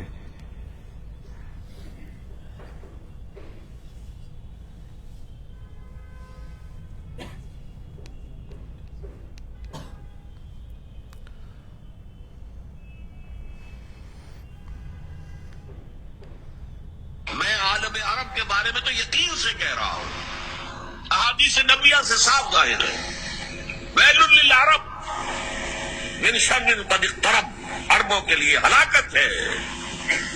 हदीस में आता है कि एक शख्स के 100 बेटे होंगे तो 99 मर जाएंगे, एक बचेगा। सबसे बड़े मुजरिम वो है। उनकी मादरी जबान में अल्लाह का कलाम, उन्होंने अल्लाह के कलाम के पीछे अपने आप को नहीं लगाया, उसे अपना इमाम नहीं बनाया। कहते हैं वजाल हो लना इमाम व नूरन व हुदन, उसे हमारा इमाम बना दे। तुम बनाओगे तो बनेगा ना इमाम, बनाने को तैयारी थी। दुआ मांगने बड़ी लंबी लंबी 1-1 घंटे की दुआ जो है हरमैन के अंदर मांगी जा रही है, तरावी के बाद और खत्म कुरान के बाद। ये दुआएं तुम्हारे मुंह पर दे मारी जाती। हो कौन तुम? लस्तुम अला शैइन हत्ता तुकीमु तौरात वल इंजील वमा उन्ज़िला इलैकुम मिन रब्बिकुम। ए नबी कहती है अहले किताब से, तुम्हारी कोई हैसियत हमारी निगाह में नहीं है जब तक कि तौरात और इंजील को कायम नहीं करो। यही बात अपने बारे में समझिए। या अल कुरान लस्तुम अला शैइन हत्ता तुकीमुल कुरान, जब तक कुरान के निजाम को कायम नहीं करते तुम्हारा मुंह नहीं है कि हमसे दुआ करो, दफा हो जाओ। सुना आपने कि कैसे सही बुखारी की इस हदीस को डॉक्टर इसरार अहमद साहब आलम अरब पर फिट कर रहे हैं, और वो भी खुसूसी तौर पर हरमैन शरीफैन के अंदर जो लंबी लंबी दुआएं मांगी जाती है। तुम्हारा मुंह नहीं है कि हमसे कुछ मांगो, तुम्हारे मुंह पर ये दुआएं मार दी जाती हैं। इसी को कहते हैं तहरीफ करना। अल्लाह के रसूल सल्लल्लाहु अलैहि वसल्लम ने जो यहां कहा वैलुल लिल अरब मिन शर्रिन क़द इक़्तरब, तो यहां अरब से मुराद क्या है? अरब ममालिक अभी जो मौजूद हैं, और वो भी खुसूसी तौर पर हरमैन शरीफैन। लोगों को इसी तरह ये जिंदगी भर अरब हुक्मरानों के खिलाफ इनके जहन में जहर भरते रहे, और अल्लाह के रसूल सल्लल्लाहु अलैहि वसल्लम की अहादीस को पेश करके इसी तरह गलत उसकी तफसीर करके वैलुल लिल अरब मिन शर्रिन क़द इक़्तरब। ये जो हमारे सामने हदीस है, इसमें लफ्ज़ वैल अल्लाह के रसूल ने कहा है अरब के लिए। पहली बात, जिस जमाने में अल्लाह के रसूल ने ये हदीस कही थी, इस्लाम अरब के अंदर ही सिर्फ मौजूद था, इस्लाम अरब से बाहर नहीं गया था। तो इस हदीस में अल्लाह के रसूल ने वैलुल लिल अरब कह के वैलुल लिल मुस्लिमीन कहा है, इसलिए कि अरब के अंदर ही सिर्फ इस्लाम मौजूद था। तो जो भी इस्लाम लाने वाले थे, जहां तक इस्लाम फैल चुका है, सबके लिए वैल है, ये कहा है।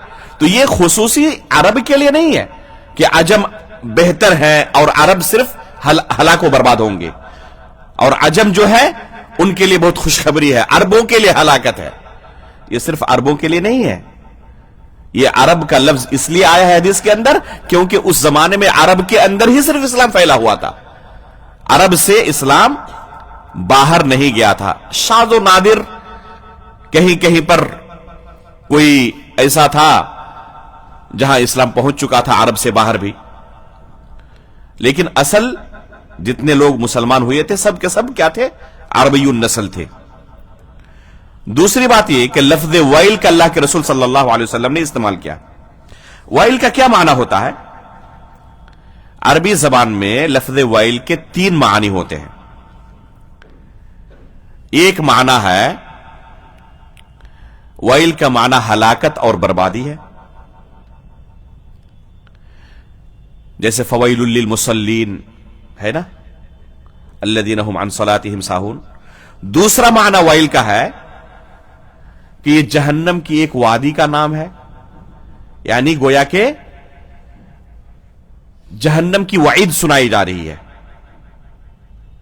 और एक माना है हैरत और ताज्जुब के, और ये अरबी जबान के अंदर आम लफ्ज है, जबान जद है। हैरत और ताज्जुब के इजहार के लिए लफ्ज वैल का लफ्ज इस्तेमाल करते हैं। वैलक, ये फौरन जबान से निकलता है अरबों के। हमारी जबान के अंदर भी बहुत सारे ऐसे अल्फाज होते हैं, जैसे हम अपने किसी करीबी प्यारे को कहते हैं, अरे पगले तुम ऐसा क्यों नहीं किए, अरे पगले तुम नहीं समझोगे। तो क्या कहना मतलब है कि वो पागल है? प्यार के तौर पर कहा जा रहा है। हर जबान के अंदर कुछ अल्फाज ऐसे होते हैं जिनका हकीकी माना मकसूद नहीं होता। तो इसी तरह अरबी जबान के अंदर लफ्ज वैल का इस्तेमाल आज भी अरब بے دھڑک کرتے ہیں اور حقیقی معنی مراد نہیں لیتے، بس حیرت اور تعجب کے لیے استعمال ہوتا ہے. اور اللہ کے رسول صلی اللہ علیہ وسلم سے متعدد احادیث کے اندر یہ ثابت ہے. اللہ کے رسول صلی اللہ علیہ وسلم نے ویل کا لفظ حیرت اور تعجب کے لیے استعمال کیا ہے، حقیقی معنی کے لیے نہیں، ہلاکت اور بربادی یا جہنم میں جانے کی بددعا کے طور پر نہیں. پہلے جو دو معانی ہے اس حدیث کے اندر وہ مراد نہیں ہو سکتے. کیوں؟ اگر ہم نے ہلاکت اور بربادی کے معنی میں یا جہنم کے لیے بددعا کے معنی میں لفظ وائل کو محمول کیا تو اس کا نتیجہ کیا ہوگا کہ صحابہ اکرام جہنمی قرار پائیں گے، کیونکہ اس وقت جتنے لوگ اسلام قبول کرنے والے تھے سب کے سب اللہ کے رسول کے صحابی ہیں، اور عربوں کے اندر سب سے پہلے کون داخل ہوتے ہیں؟ صحابہ اکرام داخل ہوتے ہیں. تو یہ لازم آئے گا کہ گویا کہ اللہ کے رسول نے اپنے صحابہ کے لیے جہنم کی وعید سنائی ہے. حالانکہ ایک دو جگہوں پر نہیں، بے شمار جگہوں پر شریعت کی طرف سے ان صحابہ کرام کے لیے جنت کی خوشخبری آئی ہوئی ہے، جہنم کی نہیں. لہذا یہ تیسرا معنی جو ہے حیرت اور تعجب کا یہ متعین ہے. من شر قد اقترب، اس شر سے مراد کیا ہے؟ اس شر کی کئی تفسیر محدثین نے کی ہے. ایک جو اسی حدیث کے اندر امام بخاری رحمہ اللہ نے جو حدیث یہاں پر روایت کی ہے اسی میں آیا ہے فتح اليوم من ردم یأجوج و مأجوج مثل هذه، اتنا حصہ یاجوج اور ماجوج کے لیے جو دیوار قائم کی تھی، جیسے کہ اس کا تذکرہ آیا ہے قرآن کریم کے اندر سورۃ الکہف کے آخر میں ذوالقرنین کے قصے میں. تو اللہ کے رسول نے کہا کہ اتنا حصہ، اشارہ کر کے کہا کہ اتنا حصہ آج اس دیوار سے سوراخ ہو چکا. تو شر سے مراد محدثین کی ایک جماعت نے لیا ہے کہ یہاں شر سے مراد یاجوج اور ماجوج کا فتنہ ہے. دوسرا معنی اس کا یہ بیان کیا گیا کہ اس سے مراد عثمان غنی رضی اللہ تعالیٰ عنہ کا قتل ہے. من شر قد اقترب سے اللہ کے رسول تنبیہ کر رہے ہیں عثمان غنی رضی اللہ تعالیٰ عنہ کے قتل کے بارے میں. اور مستدرک حاکم کے اندر روایت آئی ہوئی ہے، اما عائشہ رضی اللہ تعالیٰ عنہ فرماتی ہیں کہ اللہ کے رسول صلی اللہ علیہ وسلم نے اپنی آخری زندگی میں فرمایا کاش کہ میرے پاس ابھی کوئی میرے صحابی ہوتے. تو عائشہ رضی اللہ تعالیٰ نے فرمایا کہ ابو بکر صدیق یعنی والد محترم کو بلاؤں؟ کہا کہ نہیں. پھر کہا کہ عمر فاروق رضی اللہ تعالیٰ عنہ کو بلاؤں؟ کہا کہ نہیں. کہا کہ علی بن ابی طالب رضی اللہ تعالیٰ عنہ کو بلاؤں؟ کہا کہ نہیں. کہا عثمان کو؟ کہا ہاں عثمان کو بلاؤ. تو پھر عثمان غنی رضی اللہ تعالیٰ عنہ حاضر ہوئے. اما عائشہ رضی اللہ تعالیٰ عنہ سے اللہ کے رسول نے کہا کہ آپ یہاں سے اٹھ کر چلی جائیں. اما عائشہ رضی اللہ تعالیٰ عنہ وہاں سے چلی گئی دور، اور آہستہ آہستہ اللہ کے رسول صلی اللہ علیہ وسلم عثمان غنی رضی اللہ تعالیٰ عنہ سے گفتگو کرنے لگے.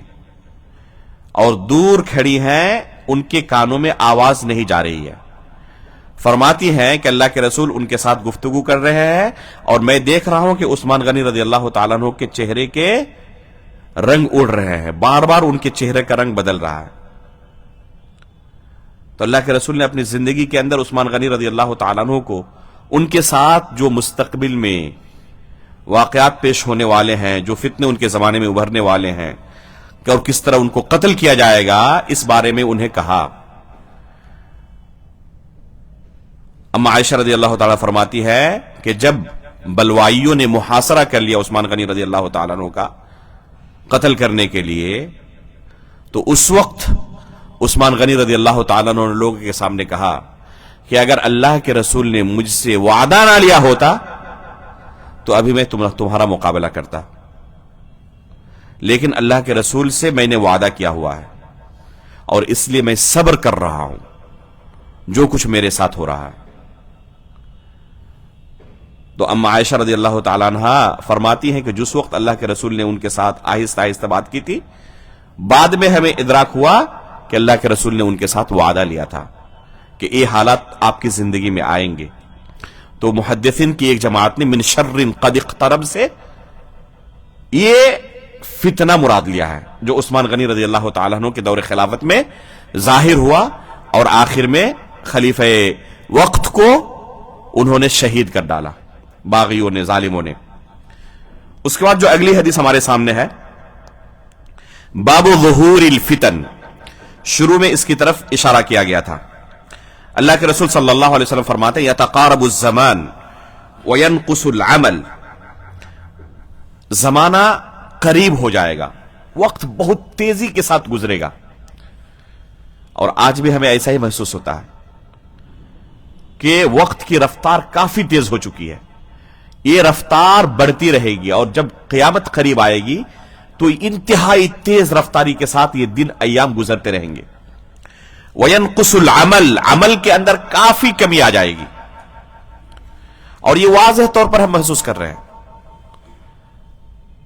جیسے نماز کو لے لیں جو کہ اسلام کا رکن ہے، جس کے بارے میں اس زمانے میں، جس زمانے میں اللہ کے رسول نے یہ حدیث بیان کی ہے، کوئی سوچ نہیں سکتا تھا کہ اپنے آپ کو مسلمان کہے اور وہ 5 وقتہ نمازوں کا پابند نہ ہو، جو آج کے زمانے میں ہم دیکھ رہے ہیں۔ اس وقت کوئی سوچ نہیں سکتا تھا۔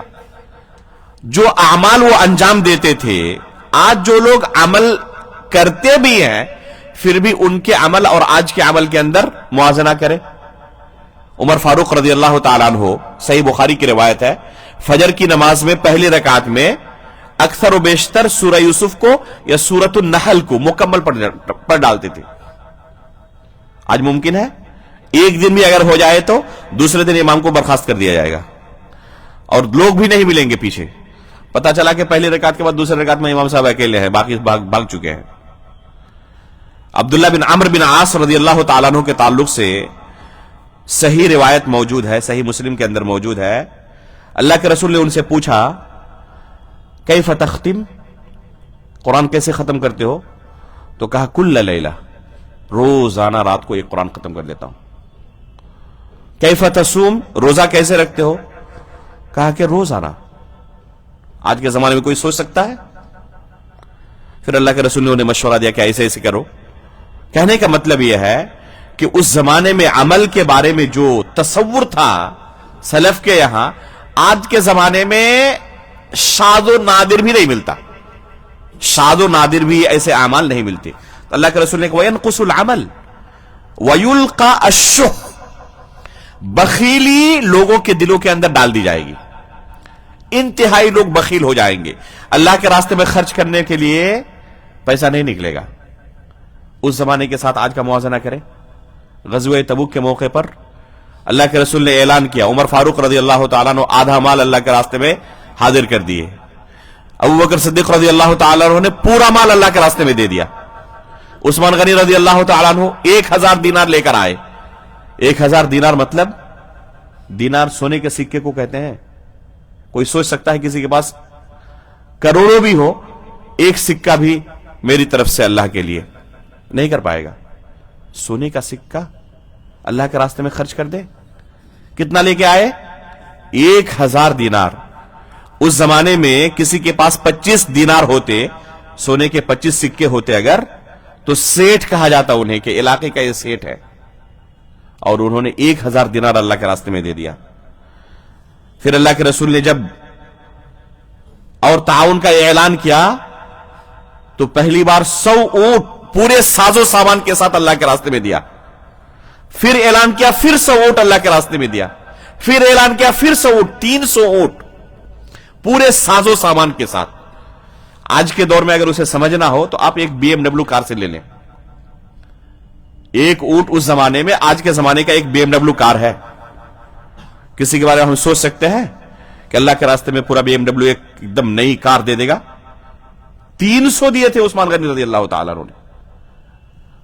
تو اگر اللہ تعالیٰ نے انہیں مال دیا تھا تو ساتھ میں دل بھی دیا تھا خرچ کرنے کے لیے۔ آج کے زمانے میں مال ہے بہت سارے لوگوں کے پاس، لیکن وہ دل نہیں ہے۔ وَيُلْقَى الشُّحُّ، بخیلی ڈال دی جائے گی دل کے اندر۔ اس کے بعد کیا کہا؟ وَتَظْهَرُ الْفِتَنُ، اور مختلف طرح کے فتنے ظاہر ہوں گے، ایسے ایسے فتنے کے لوگ سوچ بھی نہیں سکتے، اور ہم دیکھ ہی رہے ہیں۔ وَيَكْفُرُ الْحَرْجُ، وَيَكْفُرُ الْحَرْجُ، اور بہت زیادہ قتل و غارت گری عام ہو جائے گی۔ قال یا رسول اللہ ایما ہو؟ فقال القتل القتل. صحابہ اکرام نے یہ لفظ پہلی مرتبہ سنا تھا الحرج کا، سمجھ نہیں پائے کہ اللہ کے رسول یہ حرج ہے کیا؟ تو اللہ کے رسول نے کہا اس سے مراد قتل ہے، قتل ہے. اس حدیث کی تفسیر میں محدثین نے لکھا ہے کہ حالات ایسے ہو جائیں گے قاتل کو یہ پتا نہیں ہوگا کہ ان کو میں نے کیوں قتل کیا، اور مقتول کے وارثین کو جب ان کے سامنے قاتل کو پیش کیا جائے گا تو یہ تعجب کریں گے کہ آخر اس نے قتل کیوں کیا اسے. ان کے ساتھ کوئی دشمنی نہیں. عموماً لوگ کس لیے کسی کا قتل کرتے ہیں؟ کسی کے ساتھ کوئی دشمنی ہونا تب نا، پہلے سے جان پہچان ہو، جھگڑا ہو، دشمنی ہو، تب قتل کی نوبت آتی ہے. لیکن قرب قیامت حالات ایسے ہو جائیں گے قاتل کیوں سامنے والے کو قتل کر رہا ہے اسے پتا نہیں، اور جن کو قتل کیا گیا جب ان کے سامنے مقتول کا چہرہ آتا ہے اور وہ قبول کرتا ہے کہ ہاں میں نے کیا ہے، تو کہتے ہیں کہ اس بندے کو پہلی مرتبہ دیکھ رہا ہوں، اسے پہچانتا بھی نہیں وہ. اور آج حالت دیکھیں وہی ہے یا نہیں ہے؟ جو بم بلاسٹ وغیرہ ہوتے ہیں اور جو لوگ پکڑے جاتے ہیں ان کو پوچھ کر دیکھیں کہ جن کو آپ نے قتل کیا کس لیے آخر آپ نے ان کو قتل کیا؟ کوئی رشتہ تھا ان کے ساتھ آپ کا؟ انہوں نے آپ کے گھر پر بلڈوزر چلایا تھا؟ مقتول کو پہچانتا بھی نہیں یہ قاتل اور اسے قتل کر چکا ہے. اور مقتول کے وارثین کو تعجب ہو رہا ہے کہ اس بندے کے ساتھ ہمارا کیا رشتہ تھا، کیا دشمنی تھی کہ اس نے قتل کر ڈالا. تو یہ تفسیر کی ہے وَيَكْثُرُ الْحَرْجِ کی محدثین نے. آج کے زمانے میں وہی منظر ہم دیکھ رہے ہیں نہیں دیکھ رہے ہیں؟ اللہ کے رسول صلی اللہ علیہ وسلم نے جب یہ حدیث بیان کی تھی صحابہ کے سامنے کہ اس طرح سے قتل و غارت گری عام ہو جائے گی کہ قاتل مقتول کو نہیں پہچانیں گا، مقتول کو یہ تعجب ہوگا کہ آخر میں کیوں قتل کیا گیا، میرا جرم کیا تھا آخر. تو اس زمانے میں تعجب ہو رہا تھا انہیں کہ ایسا بھی ہو سکتا ہے، اور آج اپنی آنکھوں سے ہم وہ منظر دیکھ رہے ہیں. روزانہ کہیں نہ کہیں دنیا کے اندر اس طرح کے حالات آتے ہیں، اور اس طرح کے بعد اوباش قسم کے لوگ جو انسانیت کے دشمن ہوتے ہیں. حقیقت میں انسانیت اگر زندہ ہوتی تو ایسا کام نہیں کر سکتا کوئی کہ معصوم لوگوں کی وہ جان لے رہا، چاہے کسی بھی مذہب سے اس کا تعلق ہو. اسلام سے اس کا تو تعلق ہو ہی نہیں سکتا، کیونکہ اسلام نے ہمیں کیا تعلیم دی ہے؟ وَمَنْ أَحْيَاهَا فَكَأَنَّمَا أَحْيَا النَّاسَ جَمِيعًا. اگر کوئی ایک نفس کو زندگی عطا کرتا ہے گویا کہ پوری انسانیت کو اس نے زندگی عطا کی. اگر کوئی ایک معصوم کو قتل کرتا ہے گویا کہ پوری انسانیت کو اس نے قتل کر ڈالا. تو کسی مسلمان سے ہم یہ تصور نہیں کر سکتے کہ اس طرح کی قتل و غارت گری میں وہ شامل ہوگا اور اس طرح وہ بم بلاسٹ کرے گا اور معصوم لوگوں کو قتل کرے گا. یہ حقیقت میں اسلام کے بھی دشمن ہے، انسانیت کے بھی دشمن ہے. وہ انسان نہیں ہو سکتا، کوئی درندہ ہی ہوگا. اس کے دل میں، اس کے جسم میں انسان کا دل نہیں ہوگا.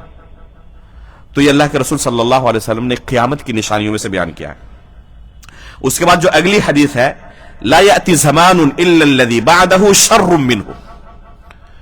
ہر آنے والا دن گزرے ہوئے دن سے برا ہونے والا ہے. سب سے بہترین زمانہ اللہ کے رسول کا زمانہ، اس کے بعد کا جو زمانہ ہے اس سے کمتر ہے، اس کے بعد کا جو زمانہ ہے اس سے بھی کمتر ہے. اور اس کے بعد اللہ کے رسول نے یہ حدیث کیا ہے؟ اصبروا فإنه لا يأتي عليكم زمان الا الذي بعده شر منه.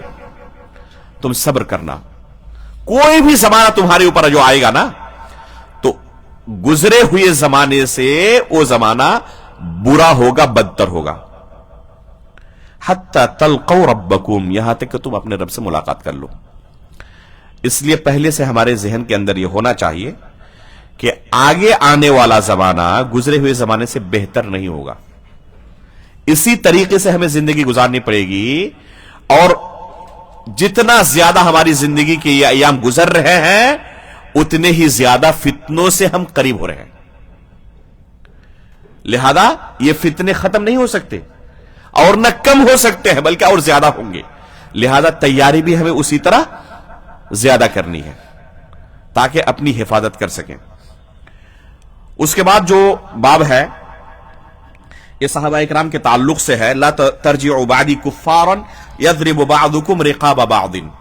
اس باب کا خلاصہ یہ ہے کہ تم میرے بعد کافر نہ ہو جانا اپنے درمیان ایک دوسرے کا خون بہا کر.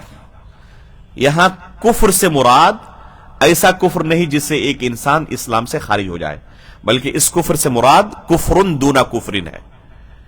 آپس میں مسلمان اگر ایک دوسرے کے ساتھ قتال کرے، جنگ کرے، تو اس سے اسلام سے خارج نہیں ہوتا۔ البتہ اسے اللہ کے رسول نے کفر کہا ہے تو اس سے اس کی سنگینی بھی اور خطرناکی بھی سمجھ میں آتی ہے کہ کتنا سنگین جرم ہے یہ۔ اس کے بعد والی جو حدیث ہے یا باب ہے، باب تکون فتنة القاعد فیہا خیر من القائم، بیٹھے رہنے والے فتنوں سے وہ ان سے بہتر ہے جو ان فتنوں کے لیے کھڑے ہو چکے ہیں۔ یہ اللہ کے رسول کی حدیث ہے۔ اللہ کے رسول صلی اللہ علیہ وسلم فرماتے ہیں ستکون فتن، قرب قیامت بہت سارے فتنے ظاہر ہوں گے، القاعد فیہا خیر من القائم، جو شخص کھڑا ہوگا اس فتنے کی طرف جانے کے لیے، جو شخص بیٹھا ہوا ہوگا ابھی اس نے کھڑا نہیں ہوا ہے، صرف سوچ رہا ہے اس فتنے کے بارے میں، اور ایک بندہ اس فتنے کی طرف جانے کے لیے کھڑا ہو چکا ہے، تو یہ بیٹھا رہنے والا بندہ اس کھڑے رہنے والے سے افضل ہے۔ اس کے بعد کہتے ہیں والقائم فیہا خیر من الماشی، اور وہ بندہ جو کھڑا ہو چکا ہے فتنے کی طرف جانے کے لیے، اس سے بہتر ہے جو چلنا شروع کر دیا ہے۔ فتنے کی طرف ایک بندہ چلنا شروع کر دیا ہے اور ایک بندہ ابھی صرف کھڑا ہوا ہے، چلنا شروع نہیں کیا ہے، تو یہ اس سے افضل ہے۔ والماشی فیہا خیر من الساعی، اور جو چلنے لگا ہے یہ اس سے بہتر ہے جو دوڑ کر اس فتنے کی طرف جا رہا ہے۔ دو لوگ ہیں، ایک دوڑ کر جا رہا ہے اور چلتے ہوئے جا رہا ہے، تو چلتے ہوئے جانے والا دوڑتے ہوئے جانے والے سے بہتر ہے۔ یہ جو اللہ کے رسول نے مثال دی، ایک عام ذہن بھی اسے اچھی طرح سمجھ لے گا نہیں لے گا؟ کتنے آسان لفظوں میں سمجھایا اللہ کے رسول نے۔ اس کا خلاصہ کیا نکلا؟ فتنوں سے جو جتنا زیادہ دور ہوگا اتنا زیادہ بہتر ہے۔ اسی کو اللہ کے رسول نے ایک دوسری حدیث میں بیان کیا ہے، سنن ابی داؤد کے اندر یہ روایت موجود ہے، ان السعید لمن جنب الفتن۔ شیخ عبد الرزاق البدر حفظہ اللہ نے اس کی انتہائی جامع انداز میں شرح کی ہے۔ یوٹیوب کے اندر صرف آپ لکھیں شرح و حدیث ان السعید لمن جنب الفتن اور استاد محترم کا نام لکھیں عبد الرزاق البدر، یہ فوراً ویڈیو مل جائے گی۔ تقریباً 1 گھنٹے کا درس ہے شیخ کا اس حدیث کی شرح میں، انتہائی جامع درس۔ اس کا خلاصہ کیا ہے کہ ایک انسان جتنا زیادہ فتنوں سے اپنے آپ کو دور رکھ سکتا ہے اس کے حق میں بہتر ہے، جتنا زیادہ قریب ہوگا فتنوں سے اتنا زیادہ اپنے آپ کو ہلاکت اور بربادی میں ڈالنے والا ہے وہ۔ اس طرح کئی اسٹیپ اللہ کے رسول نے بیان کر کے سمجھایا۔ اس کے بعد کیا کہا؟ من تشرف لها تستشرفه، اگر کوئی ان فتنوں کی طرف جھانک کے دیکھے گا نا تو یہ فتنے اچک لیں گے اسے۔ من وجد منها ملجا او معاذا فليعوذ به، اگر ان فتنوں سے اپنے آپ کو بچانے کے لیے کسی کو کوئی ٹھکانہ مل جائے کہ یہاں میں اگر چھپ جاؤں تو شاید ان فتنوں سے اپنے آپ کو بچا لوں گا، تو اسے چاہیے کہ اسے لازم پکڑے۔ تو قیامت کے جیسے ہی وقت قریب ہوگا اس طرح کے فتنے ظاہر ہوں گے۔ ایک بندہ جتنا زیادہ اپنے آپ کو فتنوں سے دور رکھے اتنا اس کے ایمان کی حفاظت کے لیے بہتر ہے۔ کیسے دور رکھنا ہے؟ جو فتنہ پرور ہے، جو ہمارے دین و ایمان کو بگاڑنا چاہتے ہیں، ان سے دور رہ کر۔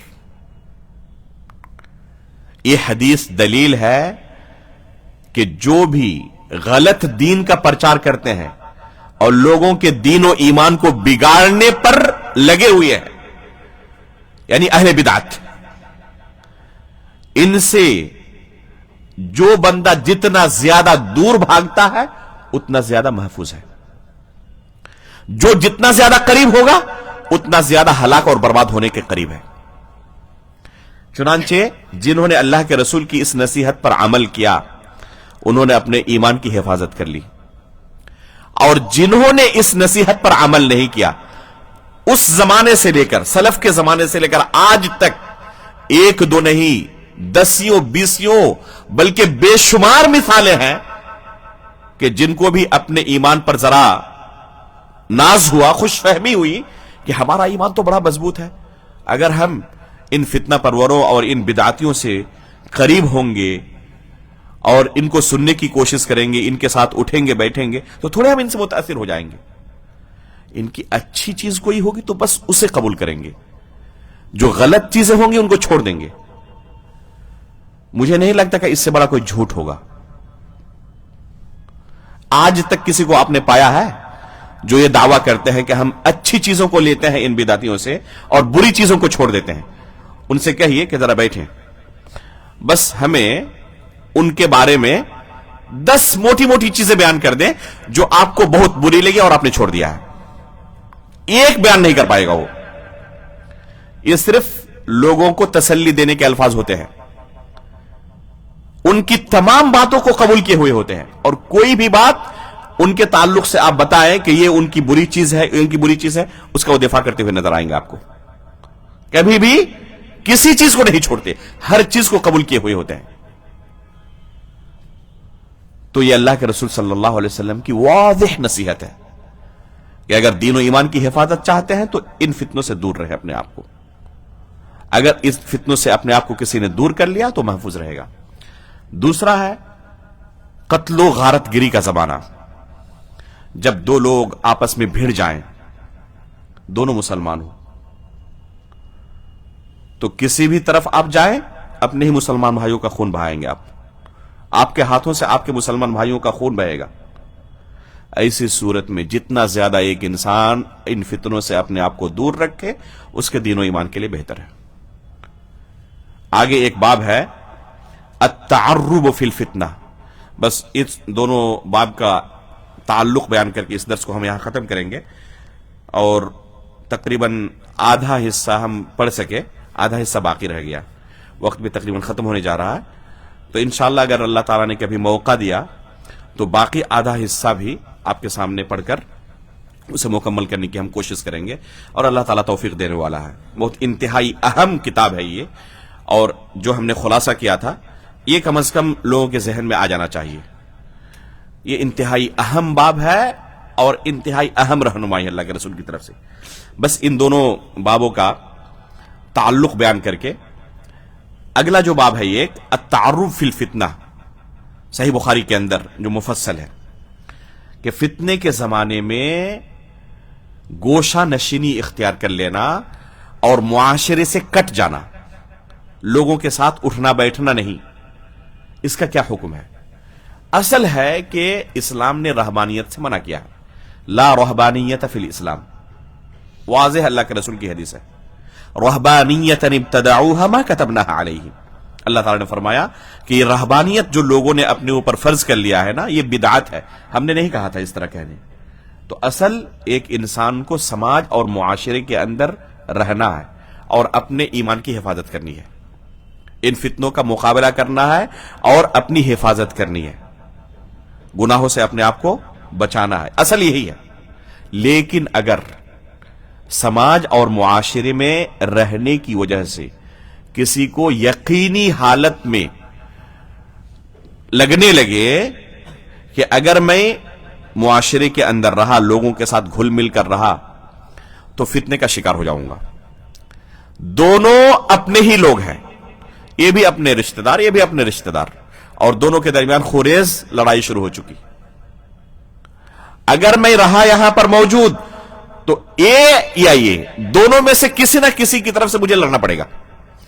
یہ اپنی طرف کھینچ رہے ہیں، یہ اپنی طرف کھینچ رہے ہیں، اور میں نیوٹرل نہیں رہ سکتا، اکیلا نہیں رہ سکتا یہاں پہ. اگر رہا تو یا تو اس کا ساتھ دینا پڑے گا، اس کا ساتھ دینا پڑے گا، اور چاہے کسی کا بھی ساتھ دو، نتیجہ کیا ہوگا؟ اپنے ہاتھ سے اپنے ہی مسلمان بھائی کا خون کرنا، معصوم شخص کا خون کرنا، اس کی جان لینا، جو کہ کسی بھی صورت میں جائز نہیں. تو ایسی صورت میں اس کے لیے سب سے افضل راستہ یہی ہے کہ سماج اور معاشرے سے کٹ کر گوشہ نشینی اختیار کر لے، بلکہ ضرورت پڑے تو ایسے موقع پر پہاڑوں کی چوٹیوں پر چلے جانا، بکریوں کے ساتھ جہاں پر دودھ دوہتا رہے اور وہیں پر زندگی کسی طرح گزارتا رہے اور اپنے دین و ایمان کی حفاظت کر لے، اس کے لیے سب سے افضل ہوگا اسی صورت میں. تو یہ کس صورت میں ہے؟ فتنے کے زمانے میں یہ صورت ہے. جنگ جب مسلمانوں کے درمیان اس طرح جاری ہو جائے جس میں کوئی نتیجہ نہ ہو، ایک دوسرے کے خلاف لوگ بھڑک اٹھے، ایسے موقع پر اگر کوئی شخص لوگوں کو ابھار رہا ہے، اس کے پاس جا رہا ہے اور اس کے پاس بھی جا رہا ہے، اس کو اس کے خلاف ابھار رہا ہے، اس کو اس کے خلاف ابھار رہا ہے، یہاں تک کہ دونوں کو جنگ پر آمادہ کر دیا اور دونوں ایک دوسرے سے گتھم گتھا ہو گئے اور ایک دوسرے کا خون بہانے لگے. کچھ لوگ اس طرح ہوتے ہیں فتنہ پرور. کچھ لوگ کیا کرتے ہیں؟ اسباب فراہم کرتے ہیں.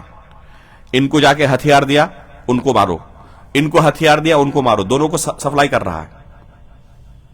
یہ باضابطہ تشریح موجود ہے، صحیح بخاری کی شروعات کو اٹھائیں، اس حدیث کی شرح میں بیان کیا ہے محدثین نے. کچھ لوگ کیا ہوتے ہیں؟ کچھ لوگ بنفس نفیس جا کر جنگ میں شریک ہو جاتے ہیں. دونوں کو دیکھا اور کسی ایک پارٹی میں جا کے کود پڑا. کچھ لوگ کیا ہوتے ہیں؟ کچھ لوگ ہوتے ہیں کہ جا کے صرف مزہ لوٹتے ہیں اور نہ اس کے ساتھ شریک ہوتے نہ اس کے ساتھ شریک ہوتے، لیکن جا کے مزہ لوٹتے ہیں. اللہ کے رسول نے یہاں پر جو مثالیں دی ہیں انہی لوگوں کے بارے میں مثال دی ہے، جن کے بارے میں کہا کہ دوڑتے ہوئے فتنے کی طرف جا رہے ہیں. یہ کون لوگ ہیں؟ جو فتنے کے لیے لوگوں کو ابھارتے ہیں، ان کو ان کے خلاف، ان کو ان کے خلاف. جیسے کہ خوارج نے کیا تھا علی رضی اللہ تعالیٰ عنہ کے زمانے میں. جنگ جمل اور جنگ صفین جو دو جنگیں ہوئی صحابہ اکرام کے درمیان، تو یہ کس طرح جنگ ہوئی ہے؟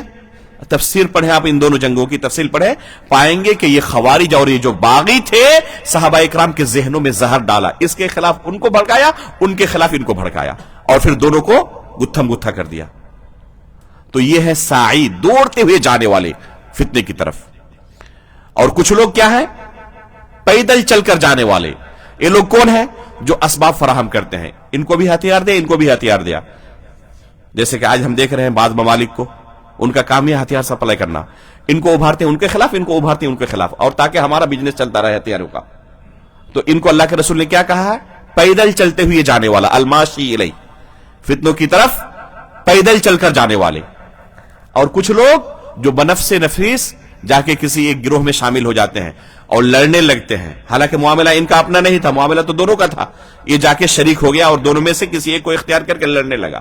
یہ کون ہے؟ القائم، جو فتنے کے لیے کھڑا ہوا ہے ابھی، اور جو ابھی تک بیٹھا ہے اور سوچ رہا ہے جانے کے لیے. یہ کون ہے؟ مزہ لوٹنے والا. جا کے دونوں لڑ رہے ہیں اور یہ جا کے مزہ لوٹ رہا ہے. ایسا نہیں کہ جا کے سلح کر آئے، روکے، مزہ لوٹ رہا ہے یہ. تو یہ چاروں کے چاروں مجرم ہے یا نہیں ہے؟ یہ چاروں کے چاروں مجرم ہے. جو لوگوں کو بھڑکایا یہ بھی مجرم ہے، جو لوگوں کو ہتھیار سپلائی کیا یہ بھی مجرم ہے، جو بنفس نفیس جا کر شریک ہو گیا جنگ لڑنے میں وہ بھی مجرم ہے، اور جو جا کے مزہ لوٹ رہا ہے وہ بھی مجرم ہے. تو اللہ کے رسول نے اس طرح کی مثال دے کر سمجھایا کہ اس طرح کے لوگ آئیں گے اور یہ سب کے سب مجرم ہیں. لیکن ہر ایک کا جرم برابر نہیں ہے. کسی کا جرم زیادہ سخت ہے، کسی کا جرم اس سے کم ہے، کسی کا جرم اس سے کم ہے، کسی کا جرم اس سے کم ہے، لیکن مجرم سب ہیں. بچنے کا راستہ بس ایک ہی ہے کہ اپنے آپ کو کلی طور پر ان سے علیحدہ کر لینا، کسی کا بھی ساتھ نہ دینا. تو یہ ہے اللہ کے رسول صلی اللہ علیہ وسلم کی رہنمائی ان فتنوں سے حفاظت کے لیے. یہیں پر آج کے درس کو ہم موقوف کرتے ہیں، بس کرتے ہیں، اور اللہ رب العالمین کی ذات سے امید کرتے ہیں کہ انشاءاللہ کوئی دوسرا موقع ہمیں فراہم کرے گا جس میں ہم انشاءاللہ باقی حصے کی شرح مکمل کریں گے. اللہ رب العالمین سے دعا کرتے ہیں کہ جو کچھ ہم نے آج کے درس میں اللہ کے رسول صلی اللہ علیہ وسلم کی تعلیمات فتنوں سے حفاظت کے لیے سنی، اللہ رب العالمین ان پر عمل کرنے کی ہمیں توفیق عطا فرمائے. اللہ رب العالمین ہمارے دین و ایمان کی حفاظت فرمائے. اللہ رب العالمین ہر طرح کے فتنوں سے ہمیں محفوظ رکھے. اللہ رب العالمین ایمان کی حالت پر ہماری وفات فرمائے اور نبیین، صدیقین، شہداء و صالحین کے ساتھ ہمارا حشر فرمائے. آمین. تقبل رب العالمین. وصلی اللہ علی نبینا محمد. سبحانک اللہم و بحمدک، اشہد ان لا الہ الا انت، استغفرک و اتوب الیک.